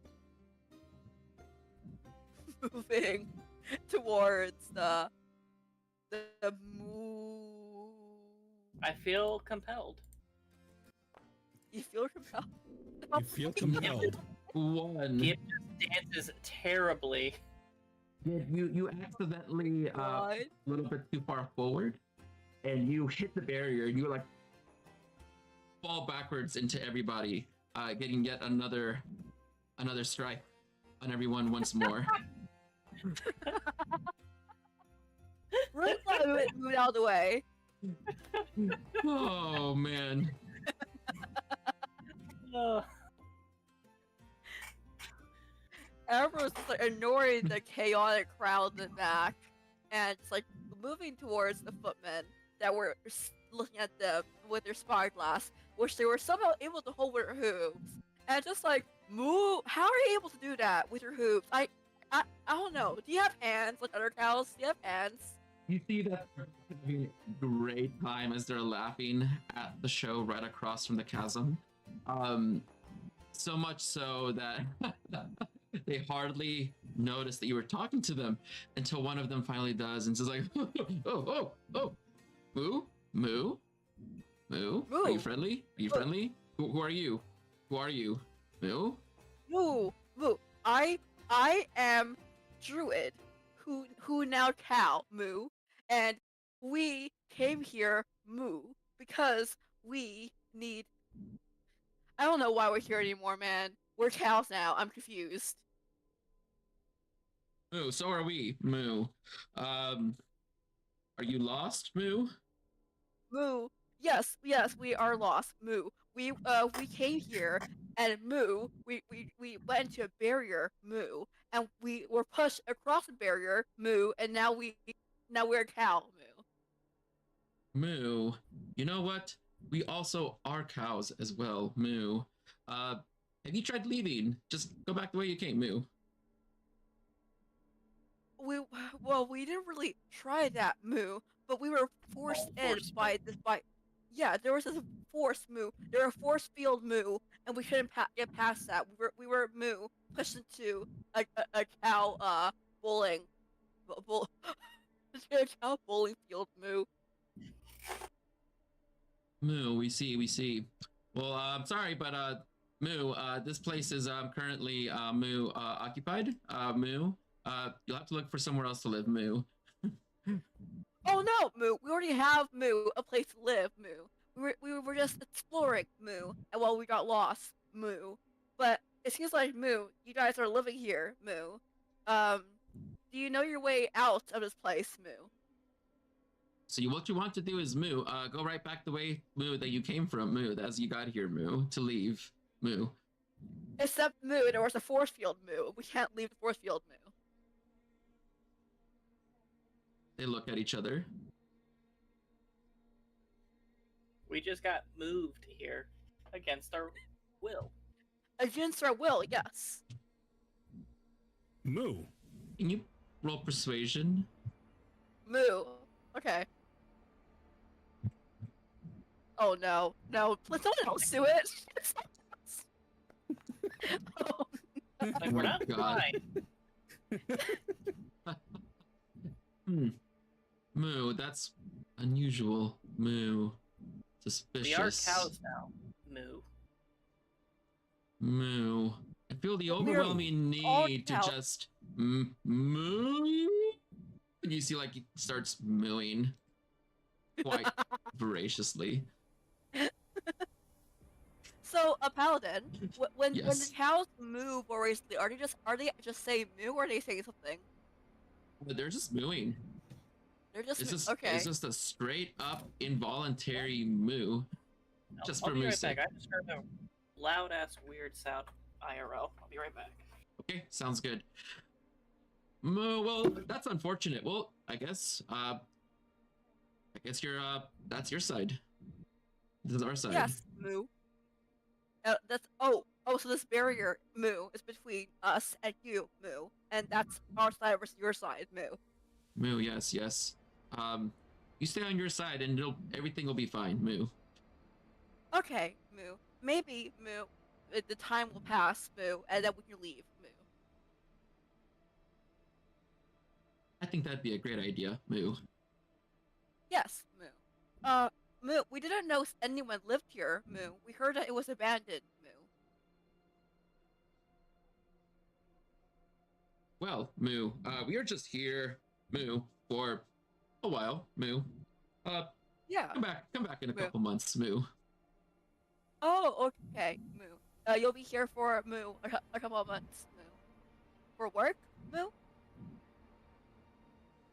No, Just Moo. The winter's coming. Moo. We just want somewhere warm to stay. Moo. That makes a lot of sense, Moo. The winter is very cold, Moo. NPC conversation. This is oblivion conversation that we're having. Moo, yes, quite. The winter can be very hard, Moo. By the way, Moo, have you seen anything large? Moo. Large, like, Moo. The tower large, Moo? That was very scary, Moo. Moo, large tower, Moo. Yes, Moo. Before it was Moo, large, yes, Moo. But it wasn't as large as it is now, Moo. Because we are smaller now, so it's larger, Moo. I'm back. Sorry. Roommate just got back from the hospital. I didn't know they went, and they're my high on God. Valium. You need to go. You need to go. If they stay really loud because they're loopy, I may have to, just so that way y'all don't hear loudness. Completely get you. Yeah, as long as everything is okay. Loudness, I guess, could also be fine. Well, I guess we'll see. We'll see what happens, right? They walked in the house and just screamed at the top of their lungs. So. Okay, I understood. Yeah. We did not hear that through your mic, so. Good. Yep. Definitely didn't hear any screaming, no. Okay. Moo, so yeah, no, we also didn't hear any screaming. Moo, have you guys heard any screaming lately, Moo? There was Screaming, a lot of Moo. mooing. Like, Moo. Screaming, Moo. Like, Moo, screaming Moo, yes. Like Moo. Like human screaming, Moo? Elven screaming, Moo? Goblin screaming, Moo? No, more like Moo, screaming Moo. Like a real deep Moo, like a real deep Moo. So Moo screaming Moo. Exactly. There was a lot of mooing Moo. from almost every direction, including this one. Yes, Moo. We heard Moo, a lot of Moo screaming Moo.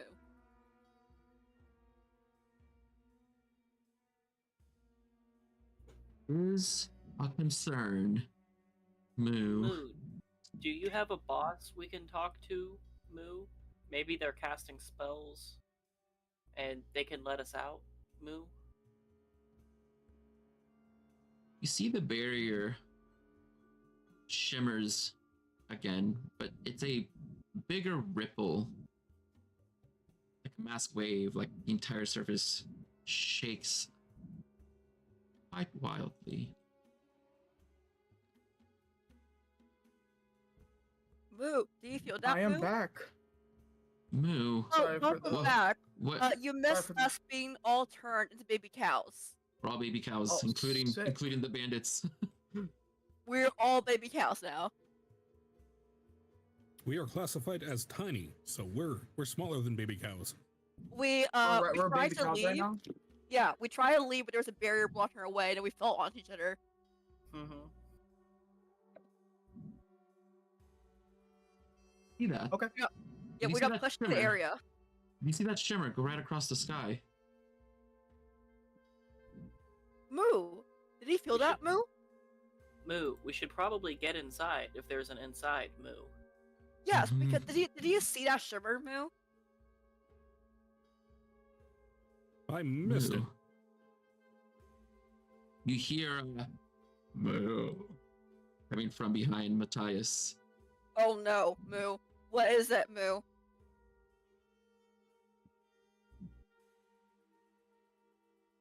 Did anyone else hear that loud, deep moo, Moo? I just hear screaming, Moo. Oh, Moo? You see that there is a large 10-foot tall creature that appears from around the corner. It's got Moo? It is 10 feet tall with green fur, spikes coming out all along its back. And it's got the largest septum piercing that you never thought a cow could have, but this one clearly can handle it. The door knocker the No, size of we a stand. the door We knocker stand the as size of a septum. person is on its nose. It exhales, and you see that there are bits of foliage that come out and a green glow in its eyes. It wants Moo? something. Moo? Hello, sir. Moo? Did he also get turned to a cow, Moo? Gib looks over at the 2 footmen. Moo, friends of yours? Moo? You see that they've already started taking out their arms, and they're like, "Moo, that's the one, Moo!" And then combat's gonna start for all of us. Moo. Right. Put yourself in a grid. Oh my god, is Prince Philip really all the way back there? Yeah. Yeah. Prince Philip, what the Okay. All right, please put yourselves in a box. I think you guys were like here, right? More so. Roughly. Yeah. All right. Like, There we go. Did my summon get turned into a cow? Yes. Yes, it did get turned into a cow. an even tinier tiny cow.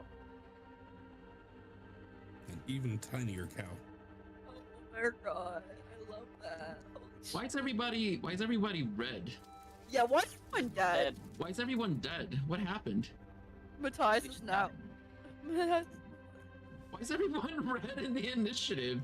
What is going on? Oh, hold on, I got questions. What is going on right here? Okay.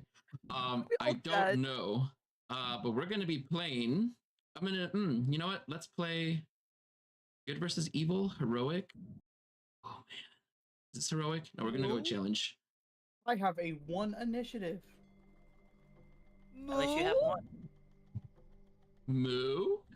You see that the cows on the inside, on the other side of the barrier, they're going to start. In fact, I need to get rid of some of these. Hold on. I do need to get rid of some of these. You know what? No, we'll keep it the way that it is. Footman. He is going to pull out from a crate a crossbow and is going to fire once, twice. Oh.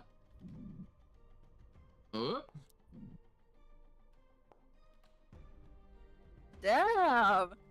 Rolls a 20 and a 14.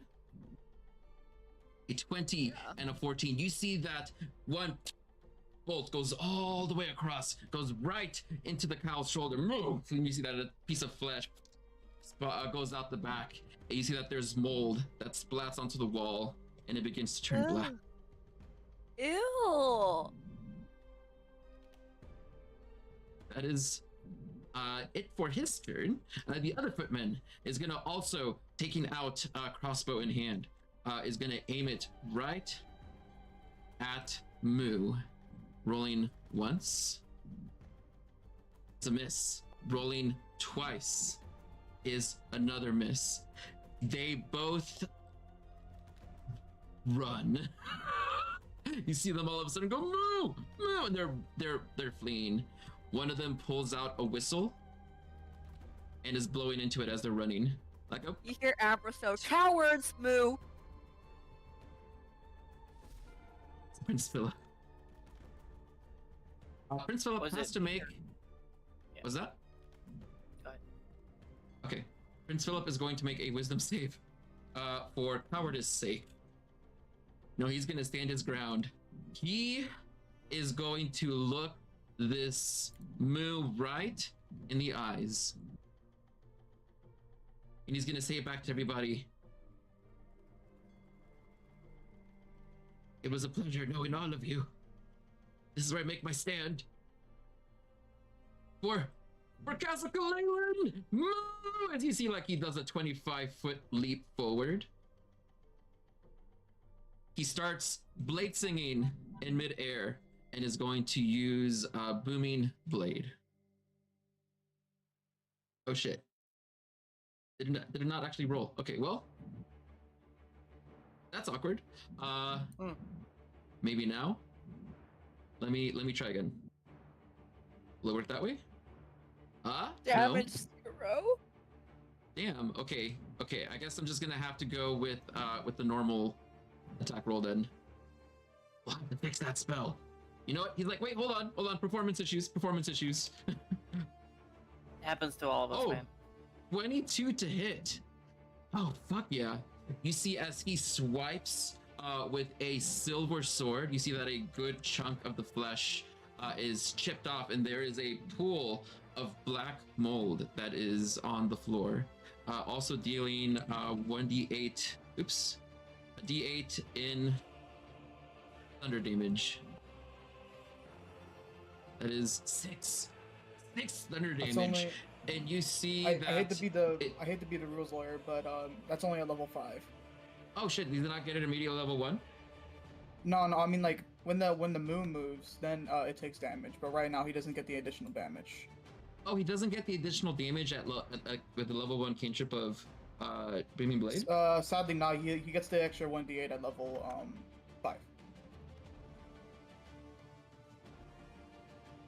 Huh.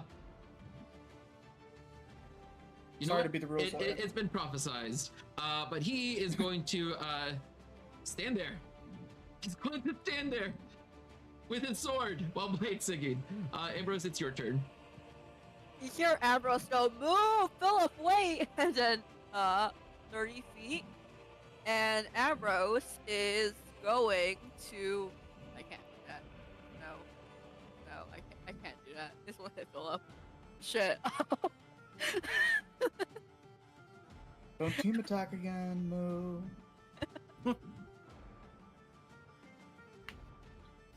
Philip, I'll save you. Blasts Philip. What are we doing? Ambrose went to use cast Moonbeam and put The it moonbeam? Oh my god. on Moo. I'll just turn Yeah. him back into whatever you want before. Oh my god. Okay.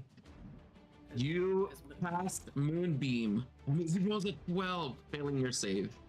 And Just he takes failing. 13 points of radiant damage. Yeah. Okay. You see that from the bubble barrier itself, there is a bit of a spark, and then magic like rains down from above. Can you make a d20 roll, please? Yes, of course I can. Natural 1, you have a heart attack. Okay. Whenever the magic comes down from above, you see that it kind of has like a very loose, like staticky, electric sort of appearance to it. It's not quite as straight as it seems. It's very jagged, almost like glass. And you can also see that the air gets ever more. How can I explain it? The air feels a little bit more sharp against your skin. Oh. Okay. What else would you like to do? Ambrose is just going to say, Philip, get away from there, and end his turn. Okay. Gib?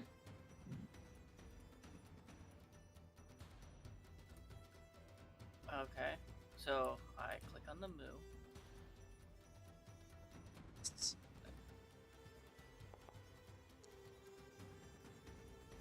21 to attack with a sling. As you see that there is a pebble that gets launched towards Moo. And you see that it puts a big indentation into the side of its body where it's already taken a lot of damage, and another glob of black blood just plops onto the floor below him. Yeah. And then I'm gonna bonus action hide. Okay. Let me. If my character sheet would let me. And end my turn. Oh, very nice. 12 for stealth. Sir Lament, it is your turn. Oh boy. All right, let's see. Blast him. Does it come out of your cow mouth? Yes. Ooh.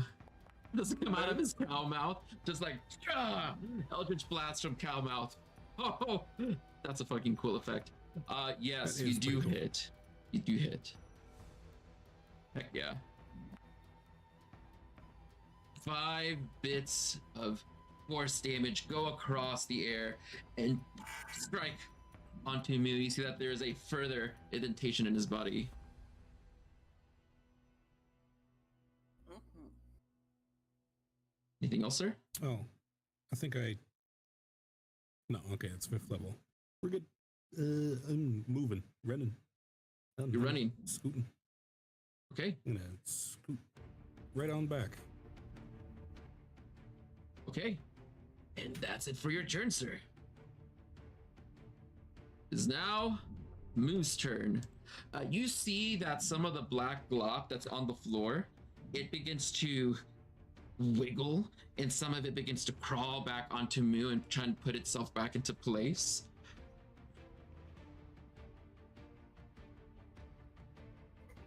Moo, standing on all fours, towering above the small Prince Philip,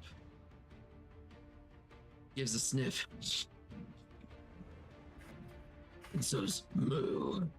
And you see that there is a hoof attack towards there's not a hoof attack. And minimum damage. Towards, wow. towards Prince Philip. As he critically failed. You see that he misses the second claw attack as a result, and his mouth is coming down right down to where Prince Philip is at. Prince Philip jumps out of the way as you see that Moo takes up an entire chunk of the ground and spits it out to the side. Prince Philip just valiantly lands right into the spot that he was sitting at. Is And then Moo it's drunk? Is Moo drunk? You know, he seems a little shaky. He does seem a little bit perturbed. All of the guards can go at the same time that you control. All right. Go ahead. So I'm going to have them move in. So I'll move. Why can't I move? Like, okay, I actually can't move them still. To move. Can You not can move move them? meat shield. Oh, You go can ahead and move move meat him. shield. Can you move him now? I freed them up so Okay. you can move him now. Yeah. Okay. They're going to move in. Which one was the one with the ranged attack? It was the footmen, not our guys. Okay.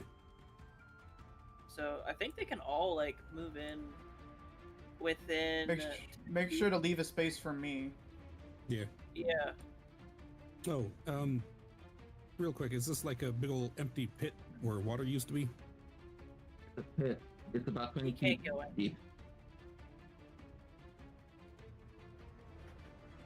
So You see they're all charging in using their dash. yep. Okay. Well, actually, all of these they can all. The only one who can't is Grumbly Wumbly. Everybody else has 30 feet of movement. Grumbly Wumbly can't attack. These guys can all use their spear. So that's 4 spears. Number of rolls 4.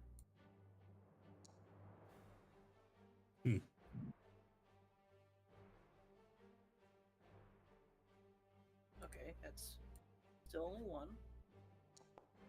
Even though I clicked 4. Is this gonna be one? Okay. Critical fail.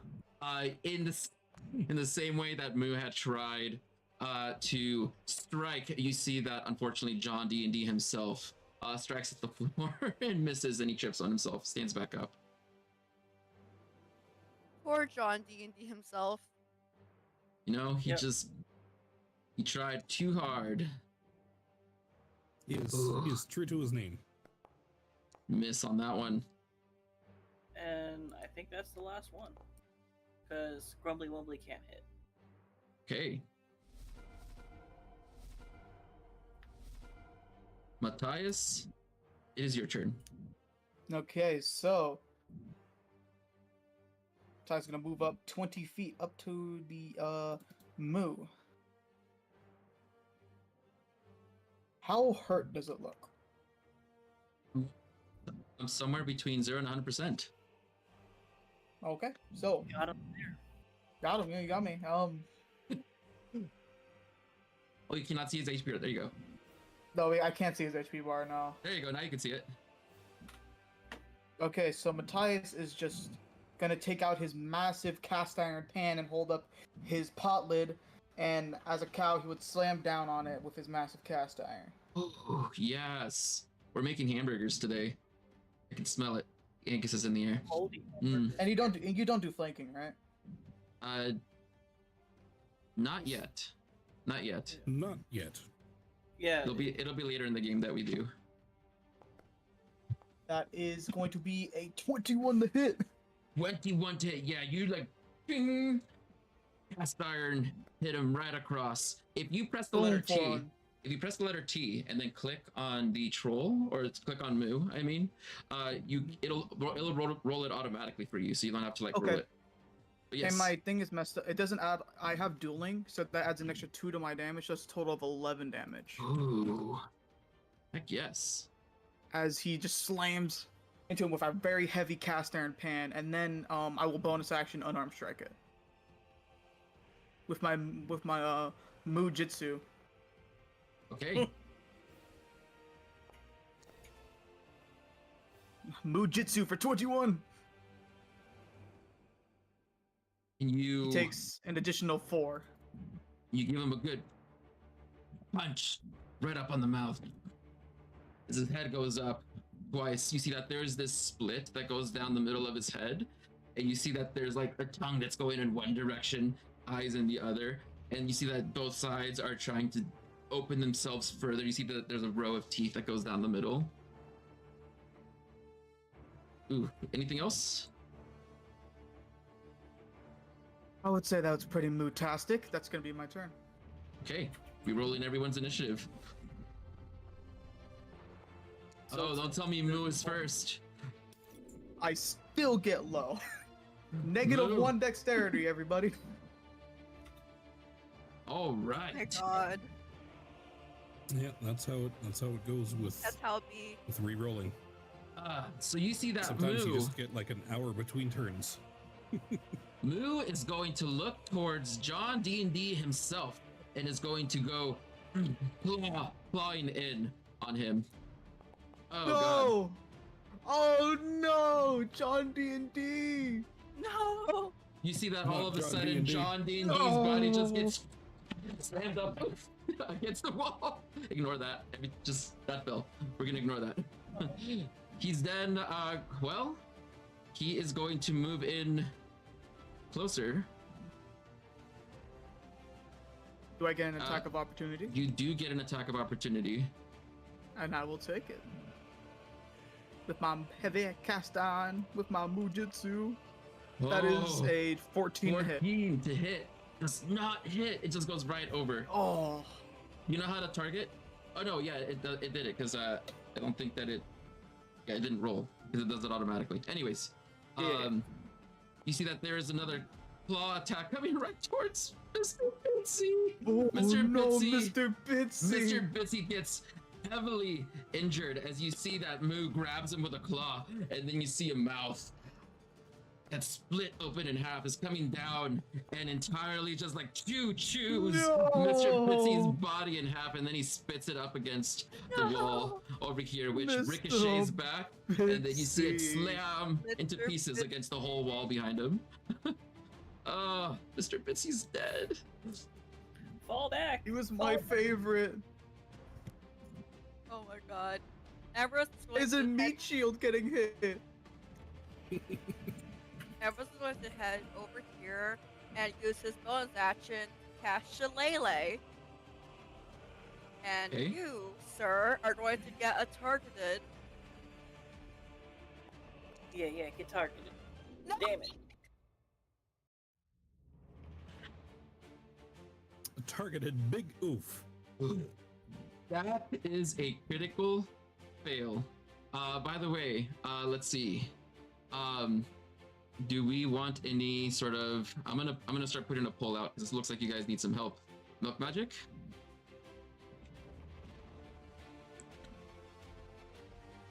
Did we ever resolve what that spell was going to be? Chaos Oh, it last was- time. Yeah, it was chaos.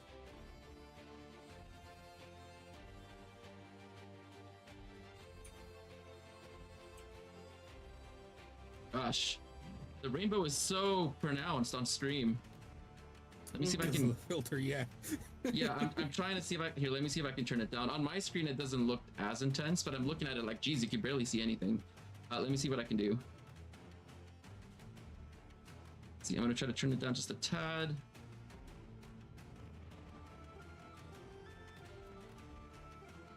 Just so that we can all see what the heck is going on. Might have to just temporarily have it off for the fight. Yeah. Not It the would yell rainbow, out. just the filter. Ambrose, be like, everybody fall back behind the palisade. Let's get to a defensible position. Everyone like Sure. tries to hit Moo, and like, and obviously this is, he'd be sad. 'Cause what the hell is this? That one? Holy shit! This is really bright. I'm sorry, guys.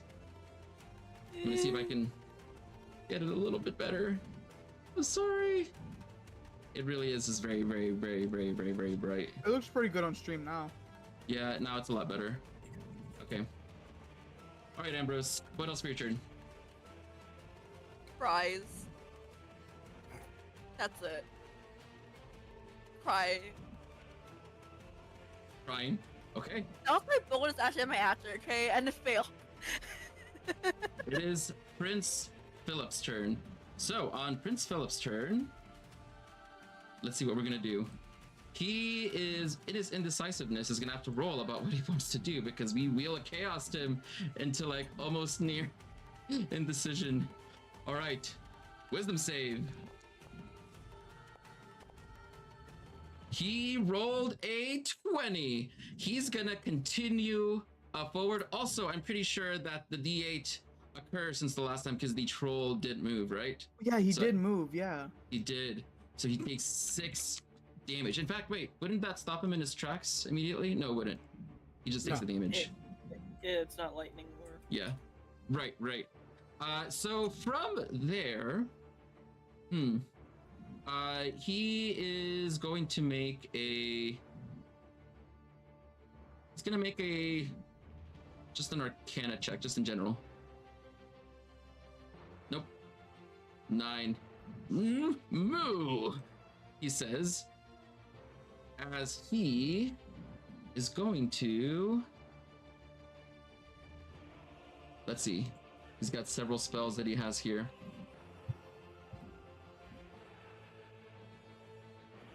He is going to cast a booming blade again.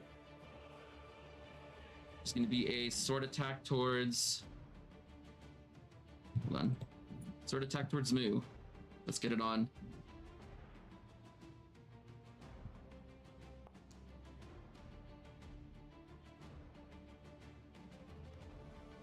Misses. You see as he strikes the floor right beneath Moo's feet.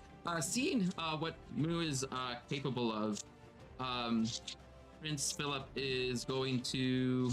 Actually, he's going to continue to stand there. And he's like, guys, what did I say? Oh, he's taking care of. It's all of the shields' turns. All 3 of them. Fuck this shit, I'm out. Ooh. Fuck this shit, I'm out. They are definitely going to fall. The last orders they were given was to fall back behind the barricade. Okay. Is this like disengage, like moving away, or? Yeah, action to disengage. Okay. And Oh. Yep. Good. I have to reload my foundry. So as I have ghosts now everywhere. If anybody else wants to continue to like count out their movement, because I have to reload. I think you got it. Those ghosts are just where they used to be. Yep. That's normal. Okay. That's like where you used to stand, so you know where you started out at. Okay. It's pretty handy. All right. Well, then I guess that's it for their turn. That Sir. is it. Oh boy. Do I have any other options? Options? Not really. No, not really. All right, we blasting. We are blasting. Go for it. Let's see it. Eldritch Anyways, I Blast! blast. Eldritch Blast. Jeez. Nat 1. Nat 1. We are just collecting these. Looks like we do want milk magic. What kind of magic do we want? What kind of milk magic? Anything else for your turn? That was. Do I have a bonus action for anything? I don't think I do. I sort of do, but I can't really use that, so no. Pull is up now. All right, Gib, it is your turn. All right. Why is everyone yeah. getting that one? That's the main question. Crit fail, crit fail, crit fail, crit fail. Just all dancing around Yep, each yep. other. Move half his movement to hold the line. Call everybody to get back. I can't tee the move. Oh, I can tee the move. Okay. I can sling the move.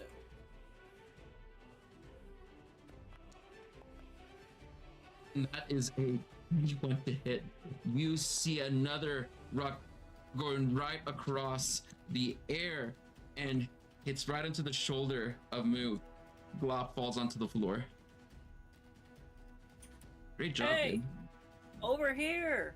Gib is trying to get it to go where the annoying little goblin is. Okay. Moo looks over. Moo. Matthias? Okay, Matthias will move to right here. You know what? Let's get a bit hot. He gets his cast iron pan and takes out a little bottle of oil and then puts it all over the pan. And then he will take out a little match and then make his pan sear on fire as he casts Searing Smite. God, you are lighting this creature up. Oh yes. Okay, let's see it. It's not gonna it's not letting me roll. It's not letting me do it, so it's gonna auto remove the slot. Okay. But he strikes his pan as it engulfs in flames, and he will strike at it. Ooh. Ooh.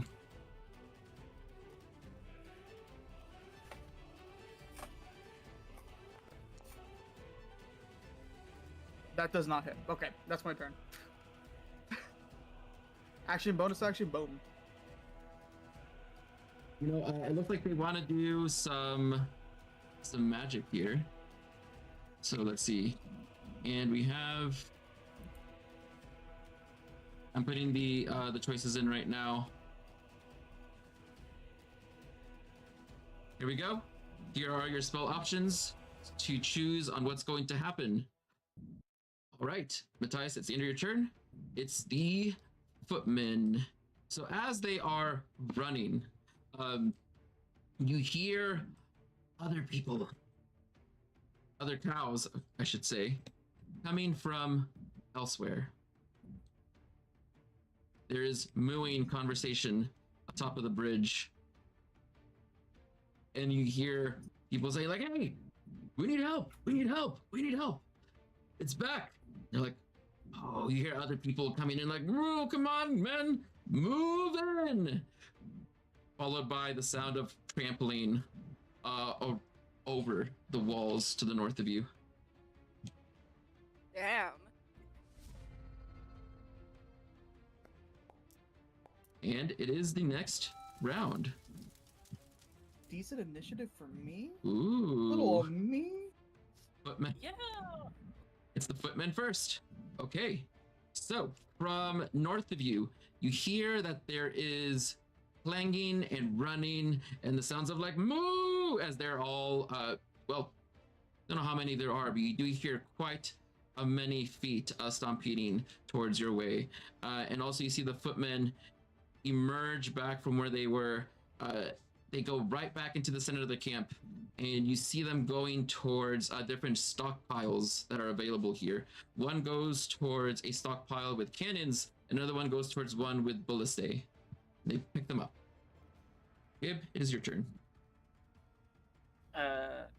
Gib glad you came back. We could really use the help. As he's going to just shift a little bit more. And oh wait, I forgot to target. Sling.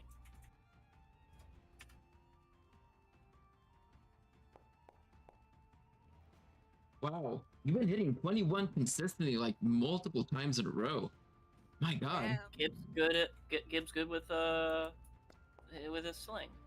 he sure the hell is. Yeah, and you know it's like around the same damage, like 4, 5, 4, 5. That's pretty good damage. Hell yeah. Another 5 sling damage. Gib waves at the moo, doing some thaumaturgy, doing a little bit of, snapping his fingers, making it real loud. Here, over here. And I can't end my turn. Matthias. All right. You still have your Smearing Smite. Yep. He will attack again with his searing hot cast iron. With cast iron, Yeah. and give it a good boom. Inflict wounds. Oh, that's going to be a total of 17 damage. Ooh, add 3d10 on top of that. 3d10? Yeah. Add 3d10 on top of that, as you see that from the ground, there is all of a sudden, a white milk that wraps around your body. It turns black, infusing into your cast iron as you strike Moo for an additional 13 damage, dealing a total of 30 damage to Moo. I need you to roll me 2d20s as well. Oh my God. Holy. That's a 9 and a 14. There's a 9 and a 14. Searing Smite, you cast it at first level? I think you can only cast first level. I can only cast it at first level. So next time you hit, your weapon sears with white hot intensity, and it deals an extra 1d6, and it causes him to ignite in flames. At the start of each of its turns, it must make a Constitution saving throw. On a failed save, it takes 1d6 fire damage. Oh my God. Okay, so you see Perfect. that as it ignites in flames, the succulent smell of Angus is just medium rare. But also crust at the same time, so it's like dead cooked meat, but it still smells good. Yeah, the cast iron literally he puts it straight in the ribeye. Like he hits him straight in the ribeye, and like it's so hot, and then the flame just goes off on him, and the flame, like as he hits, the flame will then spreads all over the moo.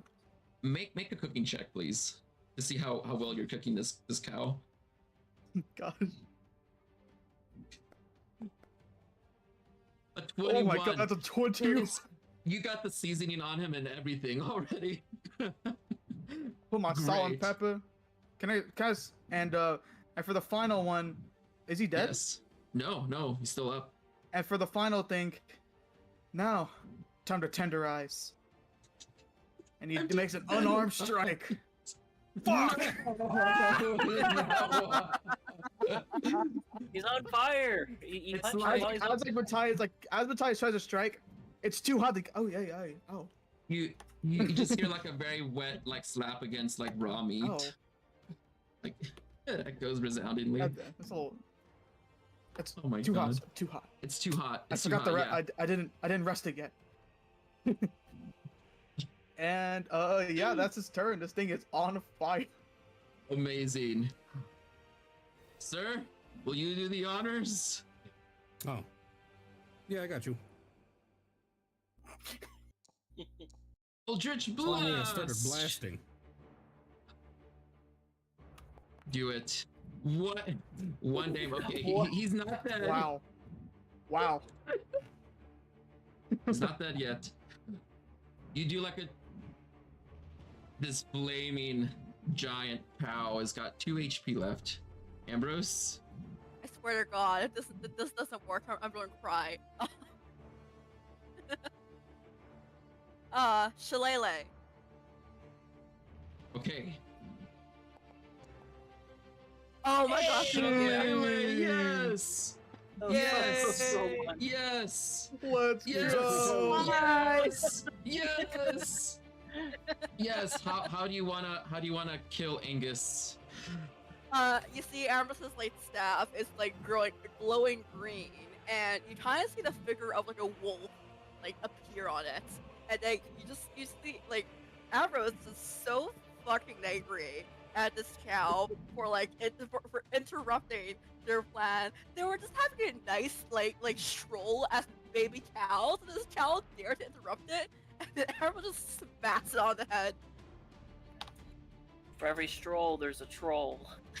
You see that troll just you know what the troll now, but it's how it's frozen in spot. You see that the eyes just like look into different directions as it just like falls against the northern wall, collapsing it entirely. And it falls.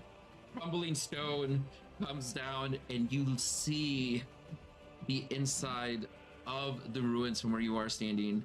That is the end of the combat. I think some of us are going to level up, actually. Oh, Neat. thank you. Oh. Uh, And as the combat ends, I activate my free action, Salt and Pepper. Salt and pepper. There is a blaze in the background. You see flames igniting from the seasoning. You know, by the time you turn around, you see that the footmen, instead of taking out ballistas and cannonballs, they have bread in their hands instead. And cheese. Hey, you guys missed it. I caught us a cow. Well, we caught us a cow. You caused Here, the I'll help. cow. Wait, yeah, we caught us a cow. Here, I'll help carve. Here, let's carve it. I'll help. Gibbs seeing the opportunity. Yeah, get all your friends. Get your bosses. Let's have a big old cookout. Yeah. Well, I wanna make sure I introduce us properly, Moo. So, come on, get all your friends. There's a lot to go around, Moo. Moo, guys did we need great. to have a nice little dinner together, Moo. Yeah. You get to know each other, Moo. Matthias will give Prince Philip a head pat. You You did mean well, Prince Matthias? Philip. Oh, Matthias. Matthias. Mutias will give Prince Philip a head pat. You did great, Moo. You see, you're strong. You just gotta have confidence in yourself, Moo. Good job, Moo. You're looking at him, you just see like his legs are all wobbly. His eyes are crying like, so big. He's just shaking in spot. You see him pass out at that point Our as he goes character acts unconscious. like it's so funny. Like you saying Moo after all that just sounds so ingenuine. Just be like, you did so well, Moo. Look at you, Moo. You did such a Oh good well, job, I think Moo." he's down for the count, Moo. Well, move him away so people don't think he's food, Moo. Ties will carry him. Nothing weird about a bunch of little tiny cows eating a big old giant cow. And cannibalism is It's just how we common do. in the Indigo Isles, Moo. I thought it wasn't, Moo. There was the whole Moo thing about you not eating humans, Moo. I mean, I don't personally like it, Moo, but there it's pretty common. I'm pretty desensitized, Moo. Let's dig in, Moo. You're all surrounding Moo to dig in. Get out your plates. You are griddling him up, well seasoned. The other foot cows arrive. Oh yeah, this room is much more colorful. Wow. Yeah, I don't know why. It's more He's got a colorful than what we filter see. over it. It's Maybe nice, that's what though. it is nice. Well, Yeah. The other foot cows arrived as you are all getting a bite to eat up from the front. Moo? Is it dead? Moo? Yes, Moo. And it's medium rare, Moo. It's Moody Moor. It's bootium rare. They look at the felled beast in front of them. Moo, you've done us a favor. Thank you, Moo. Who are No you? problem, Moo. Moo. Well, Well, we Moo, came. we are came here. to. Oh, We are here because my brother, Ambrose points to the unconscious Philip, uh, has memories of this place, and we're trying to get him to, you know, we're trying to take him to the places where he's been before.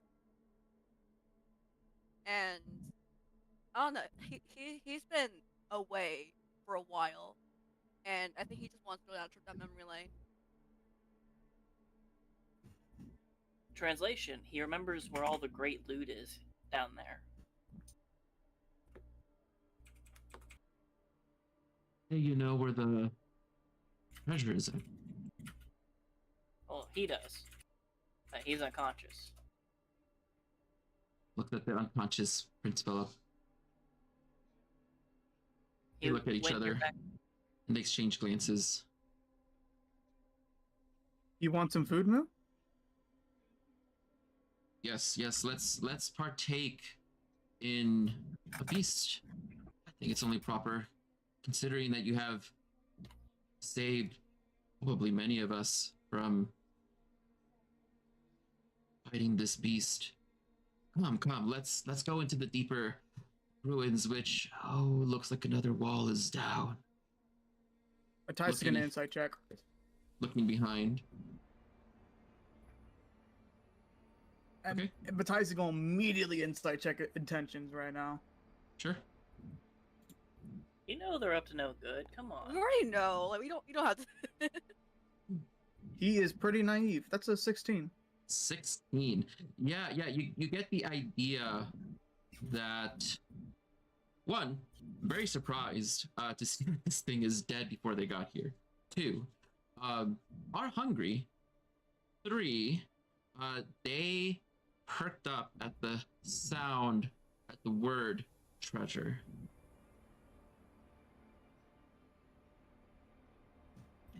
Kid leans in and whispers, "You gotta talk their language." Well, we should also gather these bodies and maybe give them a proper burial, Moo. They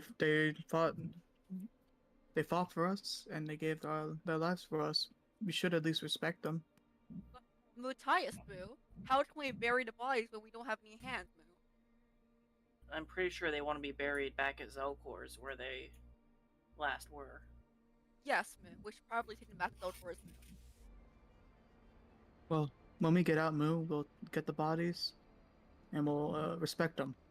Moo. Moo. Correct. And also, Matthias gets some water skin and pours it on Prince Philip's face. Imagine doing this to Prince, like in real life. Lean on it. I feel like his eyes really open, just water in his mouth, just like coming out the sides. Like, You're okay. F- You're amphibious. Ambrose lets the Prince Philip and pokes him with the staff. Brother, Matthias will pick him up with one hand, and we'll give him a slap as soon as he wakes up, like a light slap, but like he doesn't know he wakes up, right? So like he's like slap. yeah, he's Wake like, up. getting up. He's like, I'm up. As soon as he said that, boom. Ambrose looks at Matthias and Good just pride. says, "Do you regularly slap princes? Is this what you do in Giles?" I was just waking him up. Oh, I was just waking him up. He starts crying. No. Oh, Wait. wait a minute, What? Gib. Sorry. My fault. Misunderstanding. Face in hand. Misunderstanding. So Okay. it's, as some people in the Indigo Isle say, it's on site for you, huh? Yes. Yeah. Let's try to not kill my brother. Matthias will gently put Prince Philip down. I was just trying to wake you up. I'm sorry.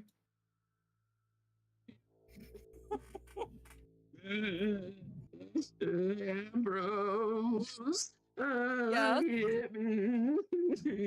Playing Amadeus. Ambrose looks at Matthias and crosses his arms and just says, "You hit my brother." I am sorry. To be fair, you threatened to kill him so that you could become king. Dungeons or something, Ambrose.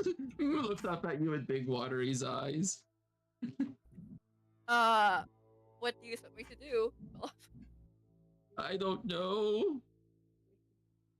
Ambrose is going to check for injuries on Philip. No, he's fine. He's just a wuss. Not a single. He didn't take a single bit of damage at all. Matthias is a really nice guy, but in his mind, he's like, man, this guy's a wuss. Okay, Philip, you're fine. You're not damaged. If you want, I can make sure that you're not damaged, but I'm pretty sure you are fine. Okay. Kid curiously walks in. I'm gonna keep with the party, you know, before another moo shows up. Hey, excuse me, guys. You know, I appreciate everything, but can you please help us carry this body? It's very heavy. He says to the footman. Oh wait, I It's got like, it. It's like extremely heavy. And we'll just assume that it was being taken along. Oh, okay. Yeah. Okay. Also, he whispers to the party, we gotta do some negotiations. It's obviously they're very interested about the treasure. But I don't want there to be a fight. That's not the way to answer things. If nature Mhm. wills it, then so be it. Well, we can work something out. So I don't want needless violence. Make Yeah, your no. way into the inside of what looks to be an old library, mayhaps. You see that on the front. There's Elven script. What does it say? It's the Grand Central Library. There are Ambrose, arcane symbols that are all around. Whenever you look at them and you see that people are crossing inside, you see that the symbols kind of like spark, like a bit of staticky noise, and you see that there is a rainbowish flick every single time that someone passes through the threshold.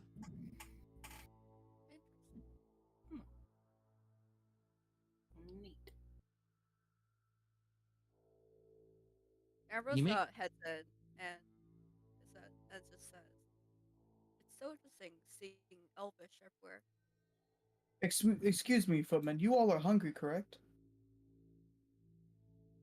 As we enter past the threshold, and see that the inside is very it's been in better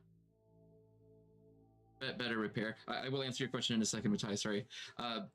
You see that there are multiple levels, 3, 4, maybe 5, not accessible, but you do see that there have been multiple staircases and rooms of study. There's not any books that you can see. There's no parchment. There's nothing of that you can tell aside from the name on the front of the building that this used to be a library, which only those of you that know Elvish would understand. Of course, Prince Philip and Ambrose and anyone else. And as you are crossing through the front threshold, Ambrose and Philip, and Matthias as well, I'm gonna make 3 more d20 rolls here.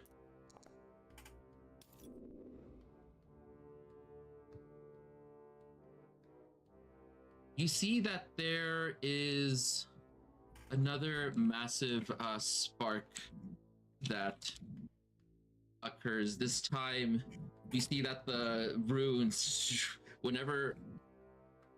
I think Matthias, you stepped in first before everyone else. Whenever you cross the threshold, Matthias, you all of a sudden, everyone hears as the stone of the archway explodes like poof, and you see that there's stone that flies outward about 20 feet and hangs in the middle of the air. Not only here, but you also hear multiple explosions throughout the entire complex as you see that pieces of stone are just like flying up into the air and just standing, floating in midair about 20 to 30 feet upwards. And Gives us, yeah, no. And goes around. and you feel that all of that staticky energy that's been around on your skin, it all just seems to go off at once. As you see that somewhere in the distance, there is what looks to be an inferno, like an inferno tornado. There's a tornado with a massive amount of fire that's spinning in the far west corner, illuminating the far reaches of the ruins. The flame goes high up into the sky, and you see that there is this massive frog-like creature that is looking down at everything, and there's like a noise there. It trembles across everything as you see it turn from a frog into that of a bull, and then flying upwards into the sky as it hits the barrier. And you see that there's a shimmer, and the ground shakes beneath your feet as another wall falls down somewhere nearby. See Abra's panic. Bonus when he action. fought the frog. What the? What was that? It seems He- to be something to do with doorframe. Moo. Blue. Everyone is looking back just as horrified. Like, "Whoa!" Of course, I'm gonna have to make a save for what's his name. Let's make a save for your brother. Oh, How horrified God. is he gonna be about this? Oh no. Yeah, I should also do wasn't saved. There was a frog. 21. He looks at it. His eyes go wide. Like, what is that? What is that? As he's looking at it, legs are trembling, and everyone is looking at this massive figure, titanous figure emerge. No one responds back about the food or what the fuck that was. There's just a silence that pervades the air as people just look at each other. What was that? Anyways, What was that? Do you guys know what that was? That's normal, right? is there like anything like written in Elvish around here that would explain what happened? Take a good look around and you're not sure. Cow. Nothing seems to Frog? explain what you just saw. Frog. Bullfrog.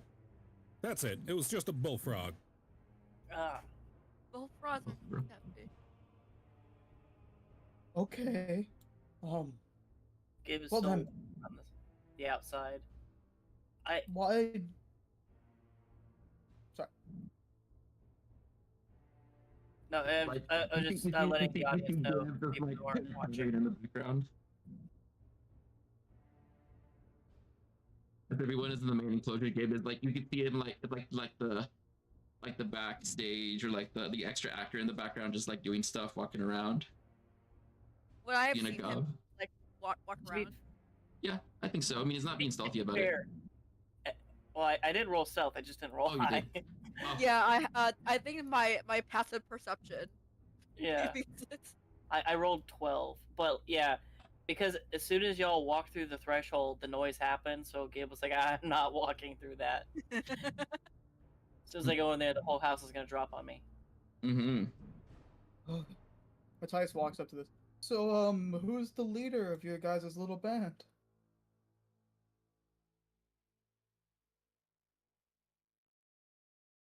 There's one of them. Walk around and follow again. There's one person that holds out their hand towards you. Fitz. Fitz is the name. Fitz? Well, nice to meet you, Fitz. My name is Matthias. So, reach out his hand for a handshake. He firmly grasps, looking at you, just not breaking any eye contact at all.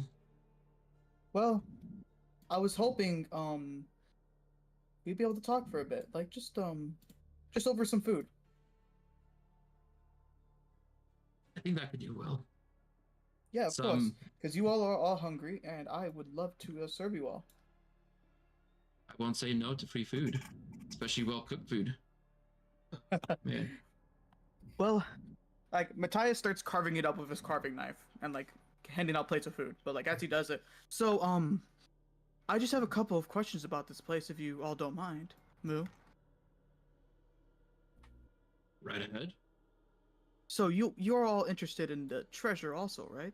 He says, handing him a plate of food. Treasure? Well, the treasure that could be found in here. Well, I suppose you have more information than we do. We just moved in. Trying to stay Well, warm for the winter, you know. It's a rough I world imagine out we there. have. I imagine we have the same amount of information. I don't know much about this place either. I just know that there's lots of treasures that could be found, and I know that's all piqued your interest, and I don't want any conflicting interests, because I think we could all benefit each other. He says, handing a plate of food to this man. You can stay with us. Definitely seem to know Well- your way around a kitchen, much like Ambrose. Or sorry, Caesar. Caesar. What do you know about Caesar? He knows how to cook. Is he around? Yeah, I think he's downstairs, I think. He's Somewhere. downstairs? Can someone... Listen, please, can you do me a huge favor? Can someone go get him, please? I need to see him. Please. All in due time. Just start getting to know each other. I know, but... This is so important to me. Please. Leave the food here and knock yourself out. See if you can get in. Well, As he motions to the top of the high 50-foot tall tower. oh, well. No, I see your point. Well, I'll go see him. I'm sorry for jumping the gun like that. He gives this man some food. Right? Listen. Listening. I know we're both interested in the treasure, and I think we can come to a sort of agreement. Because I know when treasure's involved, there can be a lot of conflicting agreements, you know what I mean? And people, Of course. Look, hey, there's plenty of treasure to go around. Now that there's 6 less of us with all the trouble that have been going around, I mean, those trolls, they're awfully nasty. Not as nasty what's below here, though. Shoot. Well, lucky we'll make it through the winter with everyone alive. Well, that's why I think, well, we are here to actually slay these threats. And I think taking a stand is more valuable than staying around. So, I have a proposition for you. For you all. We are wanting to go down and slay these monsters. However, having it with only us is counterintuitive. If we have everybody, and everybody works together, then we could form a sort of alliance and take out the threats. Because you've seen our skills, you've seen what we can do. And if the threats are done, then you don't have to live in constant danger.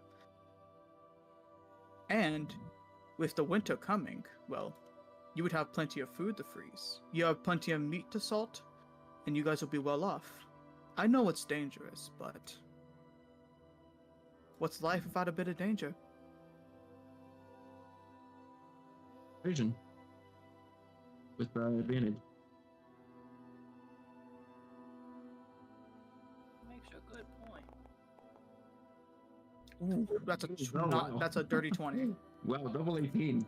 Nice, very funny. Pretty good. You know, I think you're right. But unless you're gonna stay out here with us, we have nothing to do with what's downstairs. You'll have to talk to the head honchos down there. Well, I mean, yeah, of course, but I think, simply standing idly by won't do us no good. So, I think if we all come into an agreement, I can write something down, and I could talk to the head honchos about agreements with the treasure. Yeah, I have some paper, and we can create a written agreement. I can have one of my folks here go off with you. You can talk with Bubbles, Baby, and Belinda. See what they say. But I'm sure it won't be a problem. I mean, they want the same thing that you want, but we gotta protect things out here. Shit is bad enough without trolls trying to get in here, trying to knock down our walls and beat us up. No, I completely get you. That's why I proposed this. It works out for everybody. And plus, is my answer not good enough? wait, what happened? Is my answer not good enough for you? No, I agreed. Well, then why continue talking about it? Well, I'm just saying.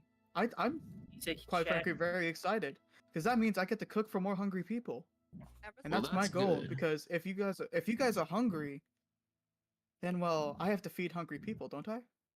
As a chef, that's my Yeah. obligation. Yeah, that's awfully good and noble. Thank you for the food, by the way. He starts writing down a note. Calls one of the footmen over. Go with Mr. What's your name, sir? Matthias. Matthias. Go with Matthias and lead him, back there. Give him this note. Let him know that they're all joining in. And whatever's down there, I sure do hope it's worth it. You lost a lot of men so far. Head up and say, Matthias, can I talk to you privately for a second? Yeah, of course. Yes. Oh, well, anything that you're gonna say in private, you can come say to us. There's some sort of problem? No, it's about my father. It's a bit personal. Oh, it's about that again? He puts his arms up. Yeah, I won't get between you and family matters. Family does matter. Yes. But it's, Matthias, can you follow me for a second? Yeah, of course. And thank you so much for being so cooperative with me, Mr. Fitz.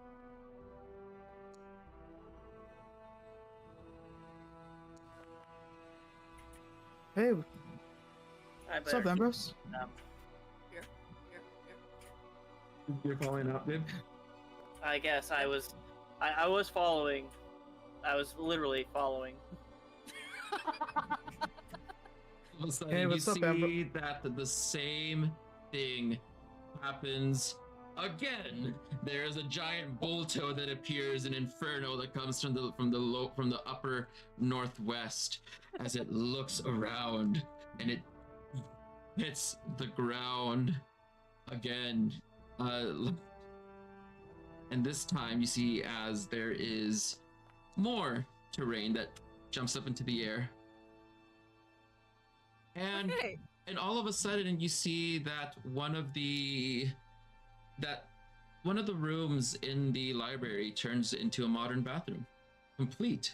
It's a $40 million modern bathroom, complete with a luxury seating. It's got a 20-foot size completely set in bath. It's made out of crystal. It's lined with amber, and it's sure to reach the spots that you probably never Does it have a seen or touched bidet? before.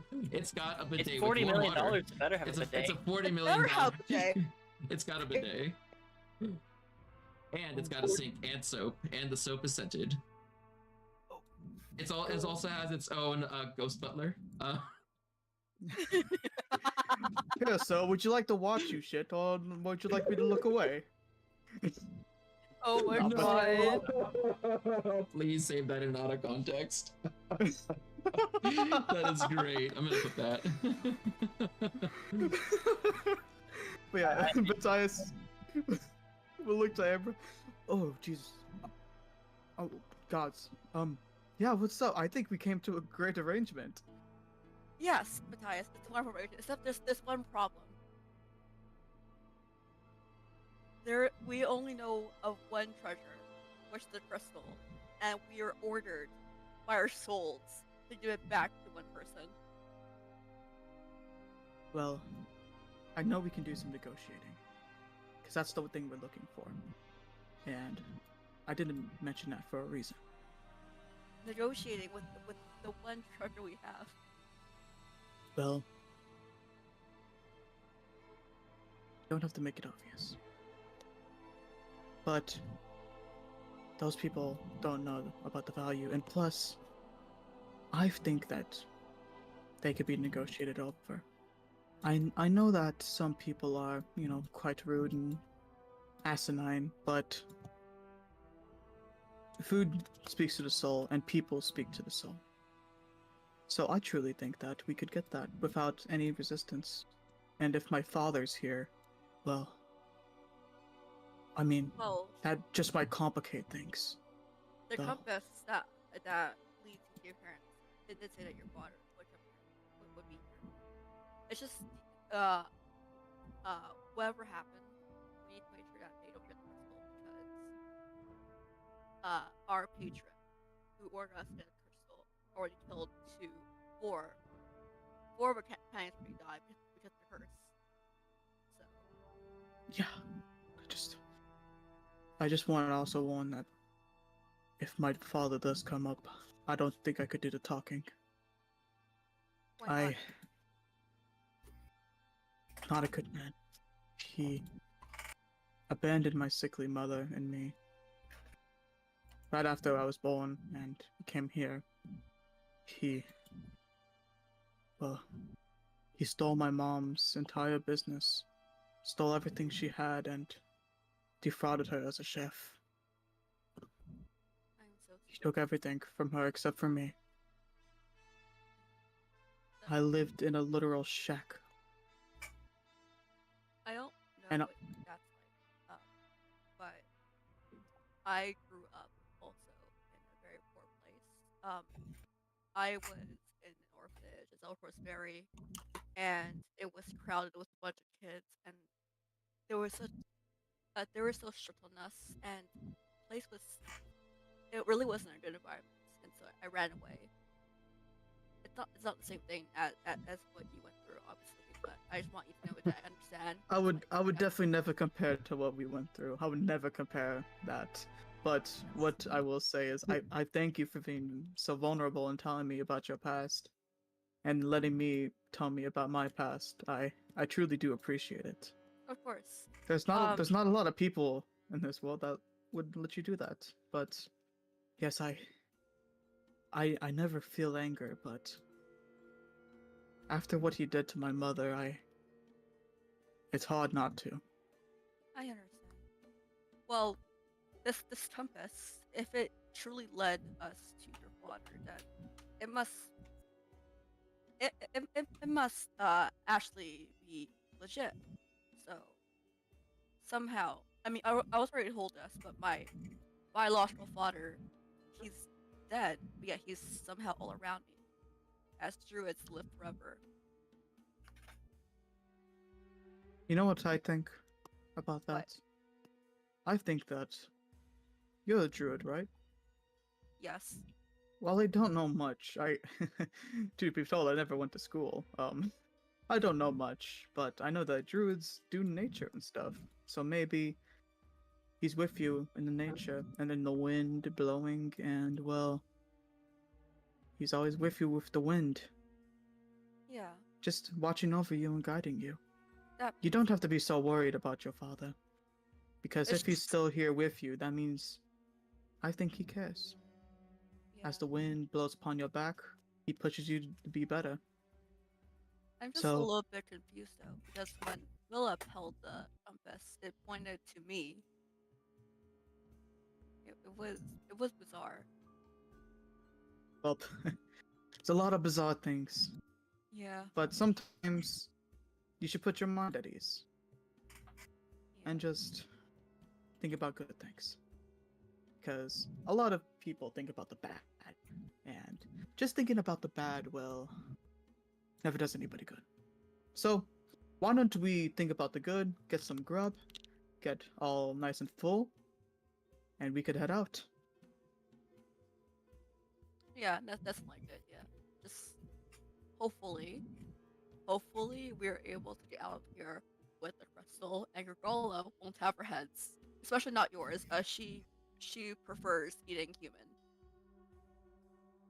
Oh, well, I was never really into the cannibalism thing. I mean, Yeah. in the Indigo Isles, there was a lot of cannibalism. I've never really been into it. I'm a bit desensitized, but we should head back now. I don't want them worrying. Okay. As they come back in, Gib is regaling with them with, yeah, and so I grew up in a dungeon with death cult fanatics all around, and I had to spend 20 years in the breeding pits as my community service for, oh, hey guys. Yeah. What the fuck? Are you regaling them with the horrors of goblindom? Yes. To this conversation. What's a breeding den? Breeding pit. It's a pit they throw you in, and you breed until you've made enough children to sustain the population. Oh, Lately, they started throwing dwarves and gnomes down, and I guess that caused problems. Yes, to the point where That's awful. Where's the place I'm not supposed to go to? Where is it? Where is it exactly? So I can avoid it. Go down the well. Okay, oh. don't I go I down just the want you well. guys I just want you guys to know that that dwarves and everyone else being thrown there received syphilis, and now they're hunting all half elves. Which Oh, is yeah. different Well- from syphilis, apparently. Gob syphilis. Oh, Yes, Matthias, me, my a friend of mine, Alric, and one other half elf, or only half elves left. oh wow. That's how bad it got. The footman shivers. My sister died from that. Your skin turns green, and then the next thing you know, dead. Is that goblin syphilis or Githzerai syphilis, also known as Githalis?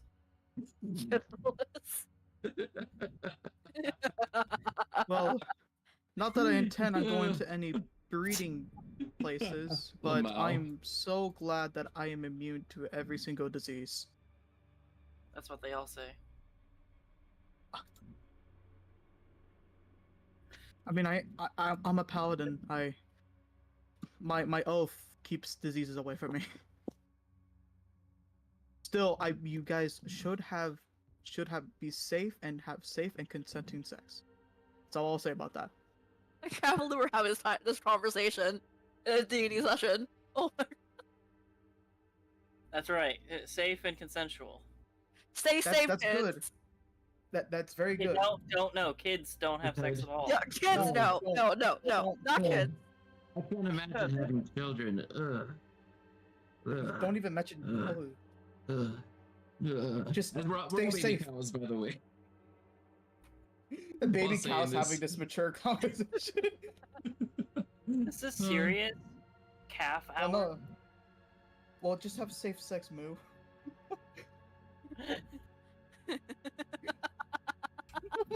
So, so you want to head into the castle, or Yes, sir. the deeper catacombs and catacombs. Do you want to head into the academy? Yes. Tomorrow. Oh, tomorrow? Because it is 11:59. that time. I know. I We know. had a long travel here. We fought a troll. We gotta draft a trade deal. We're baby The best trade cows. deal in the history of the Lost Lands. You did. Next But time first, on Rappan Athuk, let's see if Ambrose can wall shape into a half elf. Thank you, all of you that came out to watch us play Rappan Athuk. It was a great session. Actually, I might have extremely over prepared. I prepared the first, second, and third floor. Come on, we probably wouldn't get through the third room. Hey, you know what?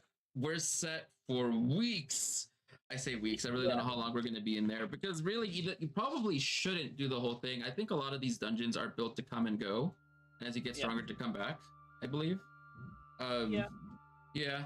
So, but anyways, thank you everyone that came out to watch us play Rappan Athuk, and thank you everyone for participating as well in the Milk Magic. It was a fantastic session. I know it was a little clunky with having to do it manually. The automation will be done by next week. Coding is a little bit tricky in some parts, but I will get it figured out. In any case, I do want to remind again that just what's going on for the week. And if you enjoyed the stream, please consider following or subscribing. You know, every little bit really does help. I do this full time. Like this is what I do. I do D&D for a living. Hey, I run games and I make things. So, you know, if you want to throw a boba tea my way, by all means, or if you have an Amazon Prime, you know, you could also just sub with that as well for free. And also, if you want to see the previous episodes of Rappan Athuk up to this point, it is available to watch on YouTube. It is on a playlist. I will put a link to my YouTube channel here, so you can go and watch the channel. There are many videos on there. I also have the video from this last Sunday for the Game Master Academy, the first episode where I was covering the foundations of how to be a great game master. I covered a lot of detail regarding organizational methods and just basic things for prep. And I will be doing it again every Sunday for I don't know how long, probably a good year or two. It's going to be at 10 a.m. Eastern Standard Time here on the Paladins Archives Twitch channel. Other than that, I believe that is all there is to say. Oh no, actually there is one more thing. So I am very proud and happy to announce that there's going to be two major events coming up in June. The first one is, well, 4 times a year, I run a special game. And so it's in March, June, October, and December. And so June is Pride Month. And so I'm going to be running the Thirsty Sword Lesbians special. Thirsty Sword Lesbians. In June as we're all... as we're going to get a bunch of us together and play as Thirsty Sword Lesbians. It's going to be great. Sapphic represent. Let's go. Let's go. And it is... Can I join?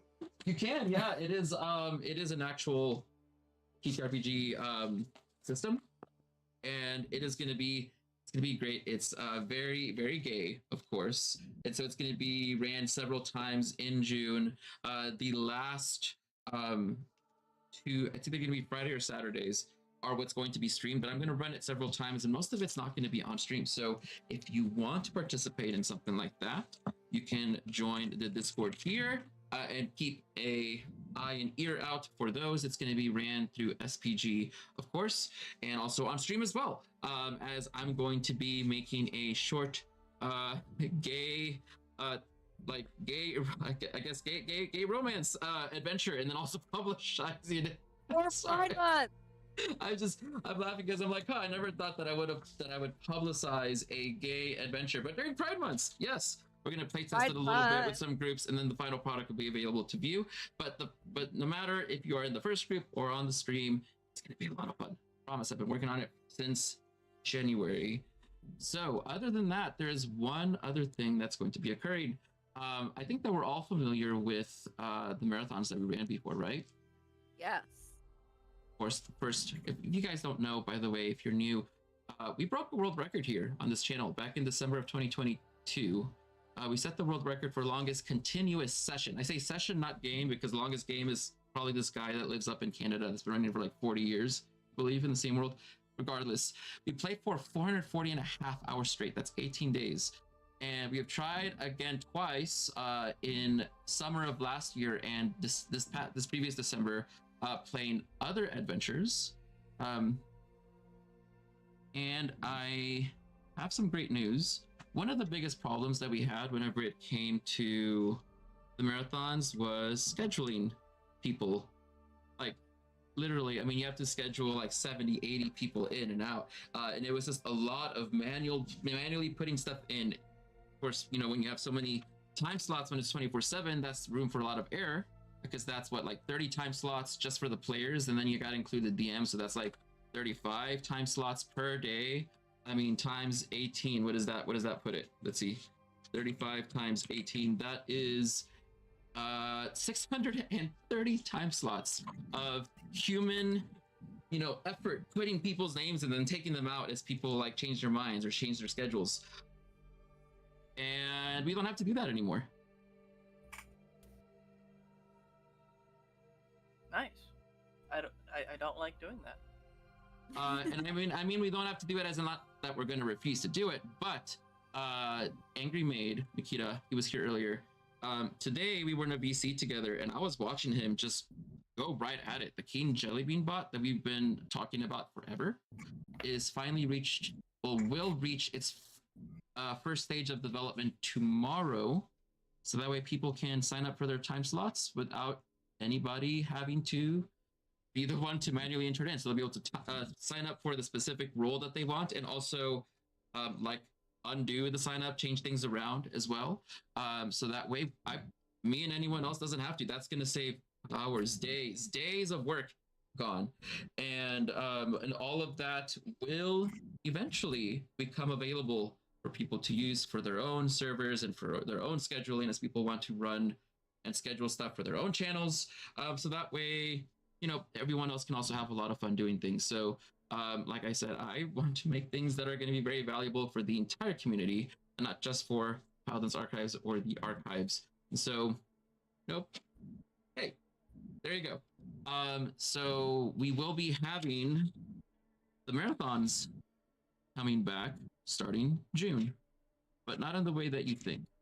So one of the things that we've kind of been focusing a lot, especially in the archives community, is having something consistent that people can interact with and play with. And so we created the Archives Adventures, but we kind of ran into a problem with that. The way that it ran or runs, it's very in and out. And I think that a lot of people want to have a good, long, consistent campaign. And so the adventures that we made, well, yes, they're there, and yes, people can run them. They only really work well with a very well-established community.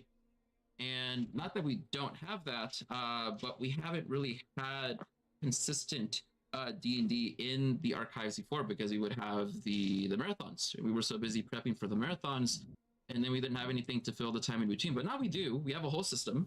And now that we have the bot made with King Jellybean, we're going to be able to bring those marathons back. They're not going to go the full 18-day course. In fact, it's going to be like once or twice a month on Saturday to Sunday, where it's going anywhere from 12 to 24 hours straight. And people can join in, and we can play, quite many things. We could play the Indigo Isles, which is, because of the summer, is the adventure to go with. And so we will be able to play that game, and also at the same time start getting ready for the marathon next year. And so I fully intend on us legitimately breaking the world record in an ethical way. The first time that we did it, a lot of people got burned out. We didn't really know what we were doing. Some people were doing a lot of playing back to back to back. I think the longest that I DM'd was 72 hours. And so if we take that out of the equation and people are only playing up to 8 hours a day in order to keep safety in mind, it makes it a bit harder to beat the world record when you kind of are making sure that people are being okay while doing it. So with that in mind, we're going to start the mini marathons back up, or start the mini marathons, so that way we can start developing towards the marathon next year. And in that way, that'll be our consistent Dungeons and Dragons that we have with the community that people can engage with, and also start getting characters selected for the marathon next year. And so we'll do a series of polls for the various roles, which there are 5, which will use the same roles as we do here: Brain, Bronze, Scout, Light, and Voice. We're not going to do Chaos. We'll keep it to a group of 5. And we'll have people vote on the characters for each role, which people can put in their ideas, and the community votes on the best character that they want out of all of those. But if there are no characters that are inserted, then we will go with a default pre-made that people can play with, so that way there is not just an empty spot with no character in it, right? And so it'll be with the Indigo Isles. I don't know exactly what day it's going to be quite yet, as I still need to talk to a few other people, Grace and Chaotic and Ryder, and other people that I've done marathons in the past that are in the community, to see what we want to do. And so if you are interested in being a part of history and really just having a ton of fun, because the marathons all seem to be a huge blast. In fact, you can even see some of the episodes on the Childhood's Archives YouTube channel. Keep referring to that, because that is literally where the archive is of the proof that you can see how it is that they ran before, of what to expect. It is a lot of fun. You get to meet a lot of people. You get to have it's just so good. It's more D&D than probably most people can handle, but if you just want to play D&D for a long time, and it's summer, so if you are a college student where you got, just a vacation, you can play D&D. A lot of D&D. It's the perfect time. I got so much experience during last year's marathon. I was there almost all the time. It was actually very sad. Yes, exactly. And but it is a lot. And Grace has been here. God, you played so much D&D since we played so much D&D, so much of it. Oh my god! And my first session with you was at freaking 5 a.m. with the space clowns. Baldur's Gate 3. Yeah, Baldur's Gate 3. Fucking love it. In any case, follow us on Twitch. Follow us on Twitter, on YouTube. Join our Discord. Be a part of the community, because there is a lot that we are doing. There's a lot that's coming up, and there's a lot that you can be a part of. And I hope to see some of you that I haven't met yet really soon. I'm going to be doing a raid here, and really just genuinely just thank you. I mean, I've been on Twitch for how long has it been? 2.5 years, and I love what I do. I'm going to be here for a very, very, very, very long time, and I just will keep coming back because I love what I do, and just D&D is my thing, and I get to have fun, with great people like Grubness. I am the Grubness. Hello. Hey, Strumness. Y'all should both do a marathon this year. Yeah, I'll do it. Oh, how long? What was the longest a person lasted on a marathon? I think me was 72 hours as a dungeon master. I think that there's clips of me hallucinating, of me just in my voice, you could hear it's very, very bad. It's hoarse from dungeon mastering so much. You know what? I'm gonna go for 72 hours. No, you no, can't. No, the safety guidelines. The safety guidelines. The safety guidelines says no. Fine, I'll go for 2 days. Wait. Yeah. A paltry, a measly 2 days. Yeah. No, James, no. He's using 24 anchoring. hours. He's using a technique called anchoring. If whoever puts the first number down first gets control over how much up and down to change the number.